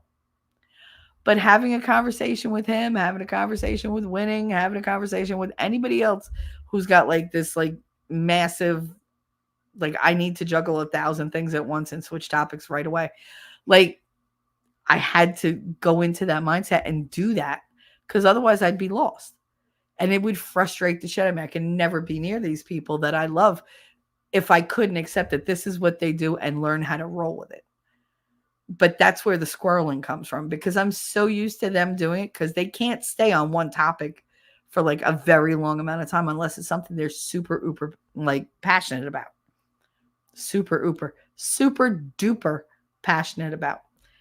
Then it's fine. They could talk about it for like fucking days, which let's not go there. But they can obsess about it and go on and on and on. But that's only if it's their passion. Anything else you have to be able to do in little drips and drabs and keep coming back around to it. You know, so that's where I've developed my squirreling. Now it's just a part of who I am. I couldn't stay on one topic if you paid me, unless I'm literally only reading from a script. And even then I have to put my little comments in. But yeah, ADHD is a bitch. And it can hurt your feelings. Let me tell you, people with ADHD can hurt your feelings.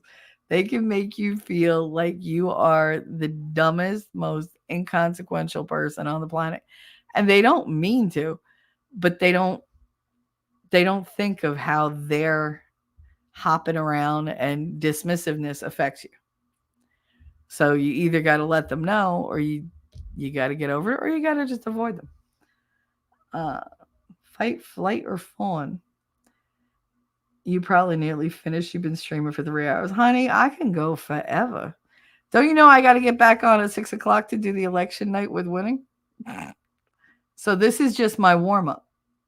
Then I'll finish this. I'll go pee, go have something to eat, get something to drink, and settle in. But tonight I'm bringing snacks in here because they could all kiss my ass. I am not going to get through this without some type of comfort food. I don't care if it's popcorn. I don't care if it's like a fruit ball. I don't care. I'm going to need some kind of comfort. I wish I had almonds. That would be amazing. My teeth probably would not appreciate that because I've had a headache for like 3 days. So chewing anything hard is like, oh my God, I feel like my sinuses are going to explode. Hi, Wolf. How you doing, Wolf? Hi, Anya. I got 150 subs. Oh, you reached 150 subs. That's amazing. Oh, can we throw his link out there to anybody? Yeah, can we throw his Will Rowley's link out there so that people sub up? Oh, I'm so happy for you, honey. Congratulations. How'd you like Saturday? Did you like it? Did you like Crown Jewel? Oh my God, that was fucking amazing. Did you see Roy yet? That was good too. I'm an influx of good things, I promise. Oh, hey, Squabba. Welcome. Winning. The Trump sign I put out this morning at 8 a.m. didn't last half a day before getting stolen by a raging establishment useful idiot. Of course not. Of course not. Because you live, in Atlanta. You live with all those corrupt liberals. I'm amazed it lasted that long, but they probably didn't wake up yet. I'm sorry they took your sign, though, honey. Will Rally, hi, everybody in chat. That's awful. Hi, Winning. Surprised it lasted that long. That's what I said. Dang tick turds. Tick turd. See, this is... Hi, Will Raleigh from Winning Reality. How'd you like Crown Jewel? Didn't I just ask you that? See, it's always same wavelength. What the fuck, Winning? Hope it makes them rage harder when they realize it didn't change the outcome. Yep. Cope and see. The salt is going to be flowing tonight. Should have found a way to electrify it, right? And then he'd get in trouble. And you said I'm in the right place in chat, but almost an hour behind. Okay. Dang. Heidi said many people with PTSD or complex PTSD who survive narcissistic abusers have similar traits as ADD or ADHD, yet don't have either. Yep. Trauma of any kind can cause squirreling. That's the thing, because you have to be able to pivot on a dime to please everybody to stay out of trouble so that the hammer doesn't fall on you. I've learned to tap dance even while I'm on fire, just to make somebody happy. I've learned to shelve everything I think and to just be less, to minimize myself, to make other people more comfortable, to meet their expectations in the hopes that they'll throw some affection or love my way. And they never do. They never do. I'm tired of earning somebody's love when I give mine freely. It's unfair. It's an imbalance of power. And no relationship, no matter what kind it is, can sustain that. You can have the best relationship in the world with somebody, but over time, you'll become bitter toward them because they're not what you need. They don't want to be what you need. They enjoy benefiting from you, but they're not willing to take the same risks that you do. And there is that thing about earning somebody's love. You should never have to earn somebody's love.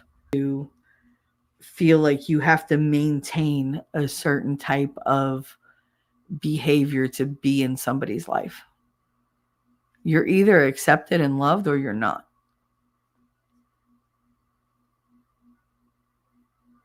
And I've spent my whole life performing to earn affection and love. And I'm sick of it. I'm really, really sick of it.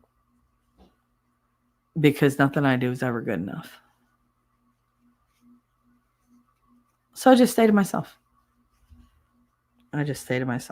And I keep my own counsel.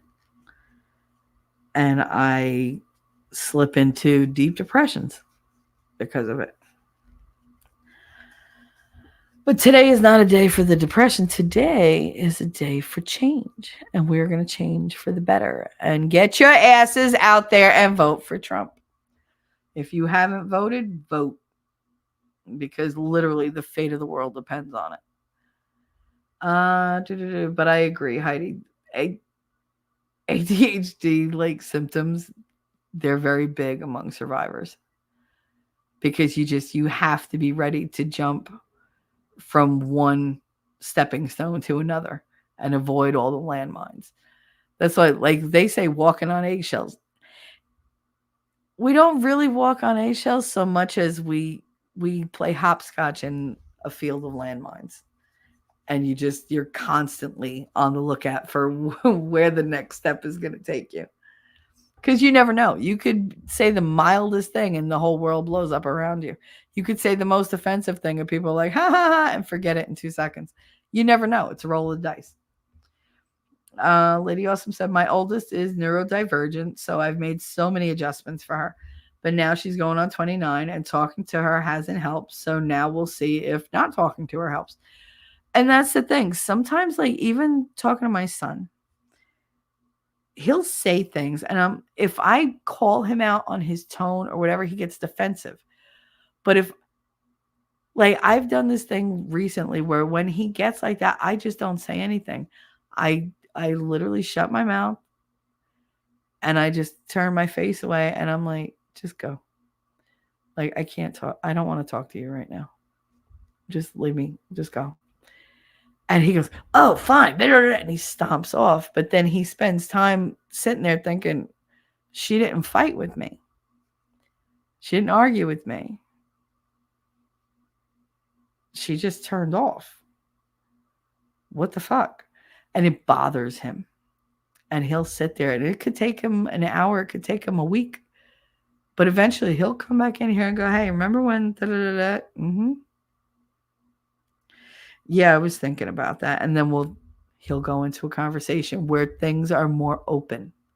They're more honest. And they're not necessarily things he wanted to talk about, but he'll talk about them and go, you know what? I feel better now. I feel better that we talked about this. And he'll apologize. And he'll self-correct. And he'll say, if I do it again, just tell me. Because I don't always know when I'm going to do it. Like when I'm doing it. And I was all right. And that's the only way to do it. Sometimes you got to withdraw and say, no, you need time to think about this. It's like a mental timeout for them. And when you take away the emotional reaction, they don't know what to do. When you take away your typical reaction, your typical words, they have to find another course to make it make sense. And so then they go, oh, well, maybe she's feeling some type of, maybe I shouldn't have said that. Oh shit, I said that. Oh my God, I did. Oh, that could have been taken really wrong. And they have that self-realization that they don't have when they're in that heated moment defending themselves. When they actually have to sit and look at themselves and what they've said and what they've done, they see the picture a lot clearer than when they were in that emotional haze. So what you're doing is good. It can help. It can. And it is the hardest. Tough love is the hardest.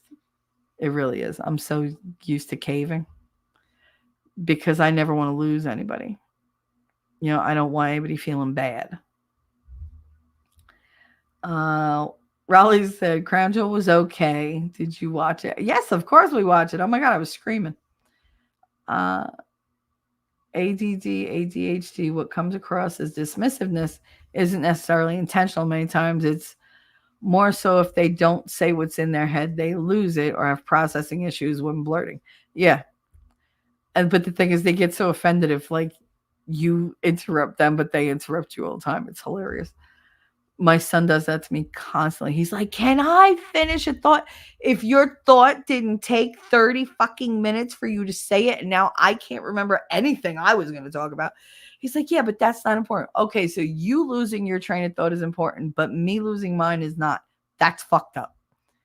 And he's just like, and I'm like, that's literally you telling me that you're more important than me, that your thoughts are more important than my thoughts. And that's fucking insulting. And it stops him.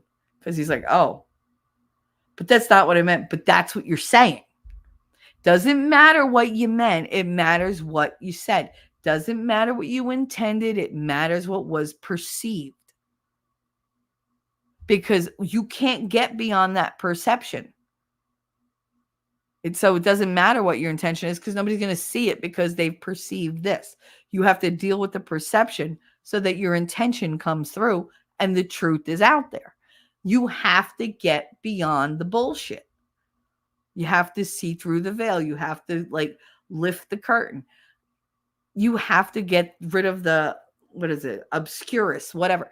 Like all of that in front of you that's transforming what you're actually doing in a negative way. You need to remove that so that you can actually be honest and upfront and people see you for exactly as you are, not how they're perceiving you to be. You know, a glass may look like it's full of, you know, crystal clear, mouth-watering, thirst-quenching water. And you pick it up, you down it thinking it's water, and it's just clear bleach, and now you're dead. But the difference is the reality versus your perception are usually very fucking different. And you have to make sure you know which is which. Because you're not going to drink the water, you're going to drink the poison because you were too stupid to realize, hey, maybe smell it first. There are different ways to detect what you think you're seeing and what you're actually seeing. You just have to be a little bit more discerning. You have to be a little bit more investigative.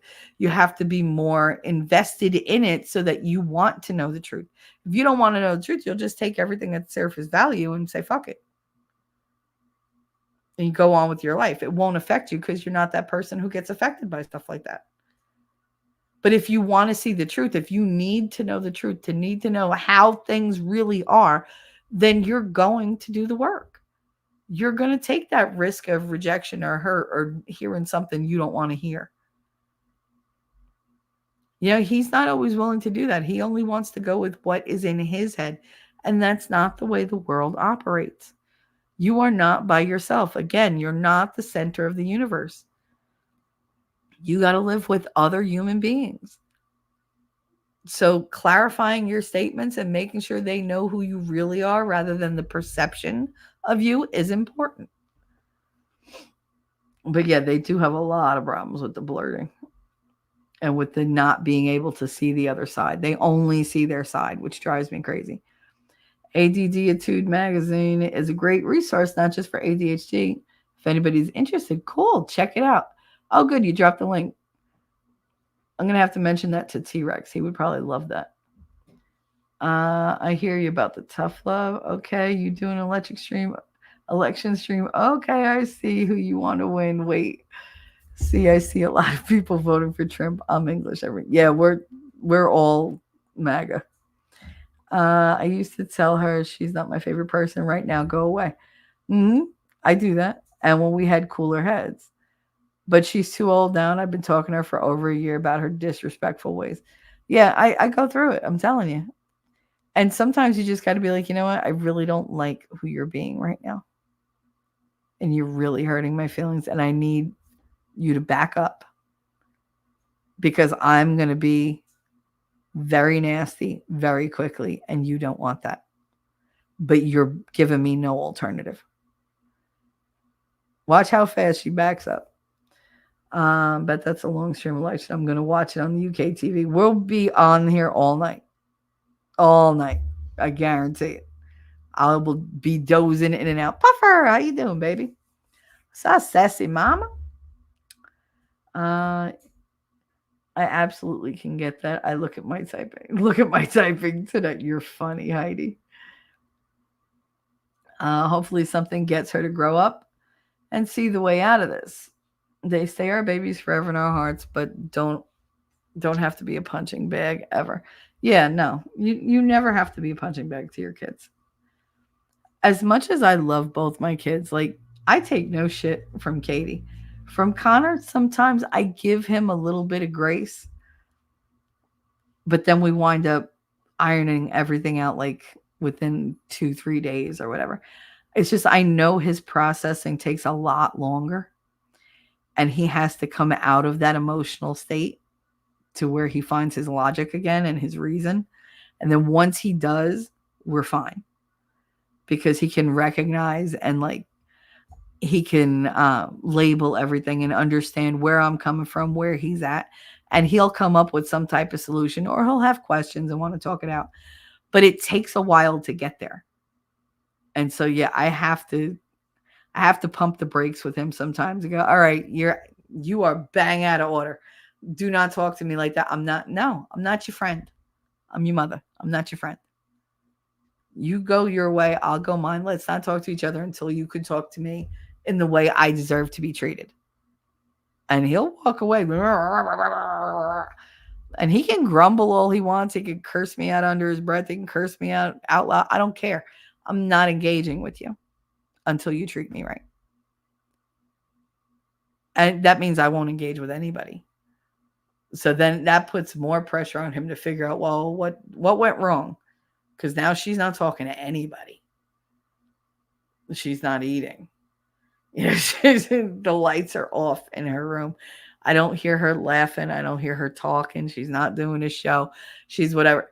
Oh, fuck, what did I do? And then sometimes it takes that level of extreme withdrawal for me to hammer home to him that, yes, you did this. Now you got to figure out why and how to fix it. And that puts the responsibility of that on him. And he does it. But I hate that I have to go to that extreme. And sometimes you have to do that with people who don't think or react typically. They process things in a very different way. And sometimes you gotta be flexible. You know, you got to do it however it works for you. It's not going to be the same for everybody. How long is election? Is it all night? This one might be. God, we don't even know when they're going to be done. I'm hoping that they hit that magic number at a certain point and we could all just go to bed happy. I do not want to go to bed thinking one thing and wake up to different news. That's not something I think I could deal with right now. Am I prepared for it? Sure. Do I want it? No. I'm behind and about the unresolved trauma and someone going off the rails. My son-in-law had a bad childhood, struggles with alcohol, stays very active with my daughter, so she knows to keep certain boundaries, but it worries the hell out of me. He's so much better than when we first met him, but he went through some shit, and some men help people hide with substances. They do. It's an escapism. It's a way to hold that mask up and be that perception that they want people to see them as. They get to put forth that fake identity. Everything's good, everything's fine, but they're crumbling underneath. And it's just a matter of time before it leaks out to the surface and everybody knows. And they know it too. Just keep your eye on her. I mean, you can't really say people with addictions don't change because we've all gone through it. We've all had our irredeemable moments where we were redeemed. You know, that's the beauty of God. He says, no matter what you do, you can come back from it. You just have to be sorry and you have to put the work in. And you have to not do it again. And if you do, well, you're going to get better each time at not doing it again. You know, we have that kind of resilience, that ability to bounce back and reinvent ourselves in different ways. And we got to give everybody a chance, but that doesn't mean that you have to accept abusive behavior. So just remember, you can love him and set boundaries and be understanding, but nobody has to take dangerous attitudes or actions as normal. That's not acceptable. It is completely unacceptable. But it's good that you give him a chance. Last day to vote is today. Result depends on how long it takes to count. Some counties are pulling shenanigans. Yep, like my county. Well, none of the machines are working, so they were trying to turn people away. And instead, Scott Pressler was notified, and he went in, and a bunch of people went into Cambria County, and they were like, nope. Stay in line, stay in the polling places. They will give you paper ballots. They will count the paper ballots tonight. And they extended the voting hours till 10 p.m. in my county. So, yay. It's not easy having adult children. So much for their adults at 18. Yeah, no, it's not a magic thing. I mean, I was an adult basically when I hit 13. Yeah, when daddy died, I instantly woke up an adult because my mother couldn't do it. I had to be the adult. And it's fucked me up ever since. But yet, there was no magic number where, my son turns 18 this weekend, y'all. He turns 18 this weekend. I'm so sad. But, just 5 days he turns 18 and he's not my baby anymore. Do I expect him to wake up wise? No, he's going to be the same, like, impulsive, funny, dickless retard that he's always been. But he's my baby. But he's a dick. Like, he is a ball busting prick because he has my personality. He does. And I'm not my biggest fan. But I mean, I love that kid like my luggage, but 18 is not going to turn him mature. Heidi Miner in their 20s. Yeah, I have one at 29. She's no better. She's worse than he is. Fuck, I've been cooking soup and cleaning the houses at 76. I'm going to fucking die. Yes. Oh my God. It's so warm here. It's ridiculous how hot it is here. It was 76 degrees outside before. I voted early this year. Glad I did. Good for you. Good girl. I voted at 7 a.m. Yay! Got a vote in for my old neighbor for the 7th Circuit Judge too. Aw, that's awesome. I don't know what I thought it was going to be like, Heidi, but thanks for letting me know I'm not alone. No, you're not alone. It's hard having adult kids because you don't have the controls that you had when they were little. And they're their own people. And you look at them and go, this is not how I raised you. It's almost insulting. When you see them do something wrong, you're like, oh, you didn't learn that on my watch. Where'd you get that? Like, it's very jarring. Every place I've lived in Texas has only done paper ballots, as it should be. Grand's come in the picture. Thought you had empathy for your kids. It's like seeing and loving myself as a baby. With your kids, it's different. Because your kids are your responsibility. Your grandchildren are your joy. They're your kids' responsibility. They're like, go ahead, let's see how well you do. Little Miss likes to say that I was a horrible mother. Go ahead. You had all sorts of criticisms for my parenting. Let's see how you do. Oh, you being hard on the kids? They're not allowed to have sugar. Oh, what a good decision. Here, grandma's giving you a cookie. Like, that's just how it is. You get to spoil them and look at your kids and go, like, be like, you made me cry most of your childhood. Yes, I love you. Yes, you brought me joy, but you were a little shit. And now you're getting a taste of your own medicine. And I'm done raising kids. And I can just enjoy them and buy them all the things that, you bitched about me not buying for you. Like, it's grandchildren are like the karma surprise you never realized that you needed or wanted. And your kids sit there going, oh, I really appreciate my parents because this is harder than it looked. Yeah, no shit. No shit. You mean you thought it was going to be easy being responsible for little independent beings 24/7 who they think, oh, let's see what this fork does in this electrical socket. Like, no, you got to be on top of everything. And you always got to be the bad guy. As a parent, you're always the heavy. As a grandparent, you're just fucking fun. And you have all those stories to tell about their parents that they're going to enjoy holding over their own parents' heads. Come on now. Grandparents are the shiznit. All right. So, Maryland has paper ballots, chicken head time. So many chicken heads. Tennessee had the computers. Yeah. I don't trust the computers. In Michigan, we always had paper ballots. Well, as long as I've been voting. There you go. Especially if you really try to abide by your older kids' parenting boundaries and let them find their own way. Don't intrude. It's so hard. Oh, yeah. It's so hard not to just put your 2 cents in. I know. The touchscreens look sus as fuck. They are. Because they've been flipping things around. I can't even imagine, which is why I put my foot down with my daughter about her dog. I just kept thinking, thank God it's a dog and not a child. That's what my sisters used to do. They just drop their kids off and be like, I'm going to the store. And they'd come back a week later. And I'd be like, you really left me with 4 fucking kids. Are you kidding me? plus my 2. Like, I had nothing to do for the next week except watch 6 kids. Are you kidding? I love my nieces and nephews, but they're not my responsibility. They're your responsibility. You had them. Do I drop my kids off on your doorstep and say, hey, I'll be back in a week? No. All right, let's wrap this up. I got 3 grandkids, but they live over 3,000 miles away. Aw.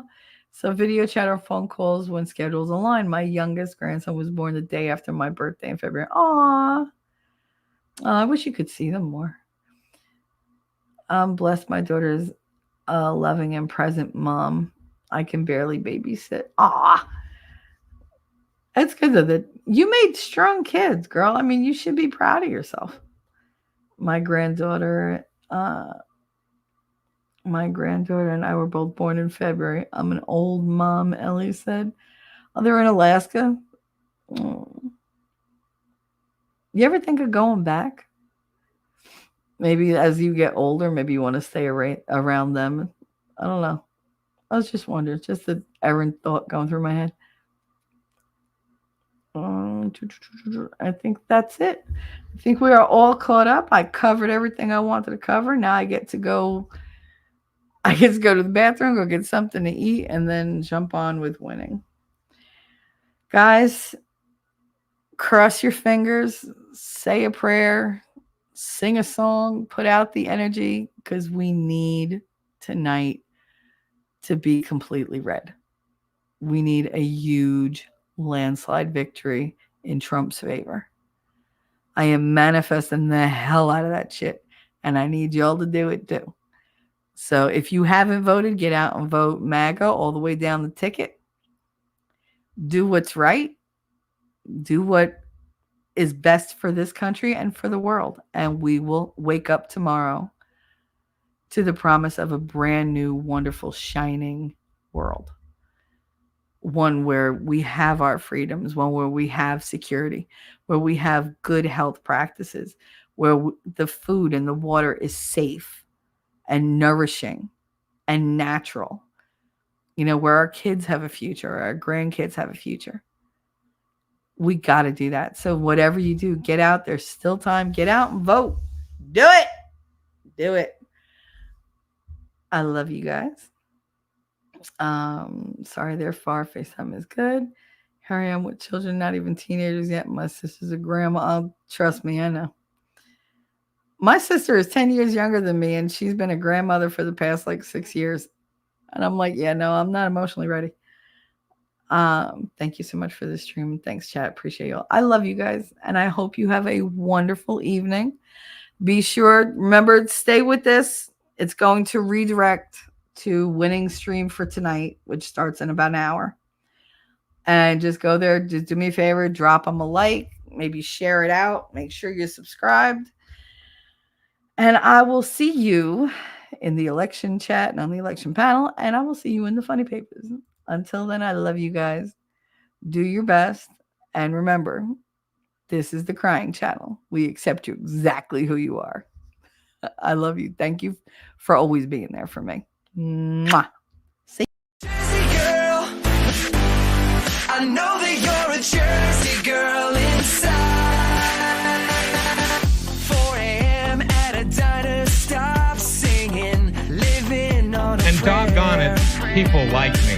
I'm thinking maybe you're a Jersey girl with all those highlights in your hair. No other girl can move like you.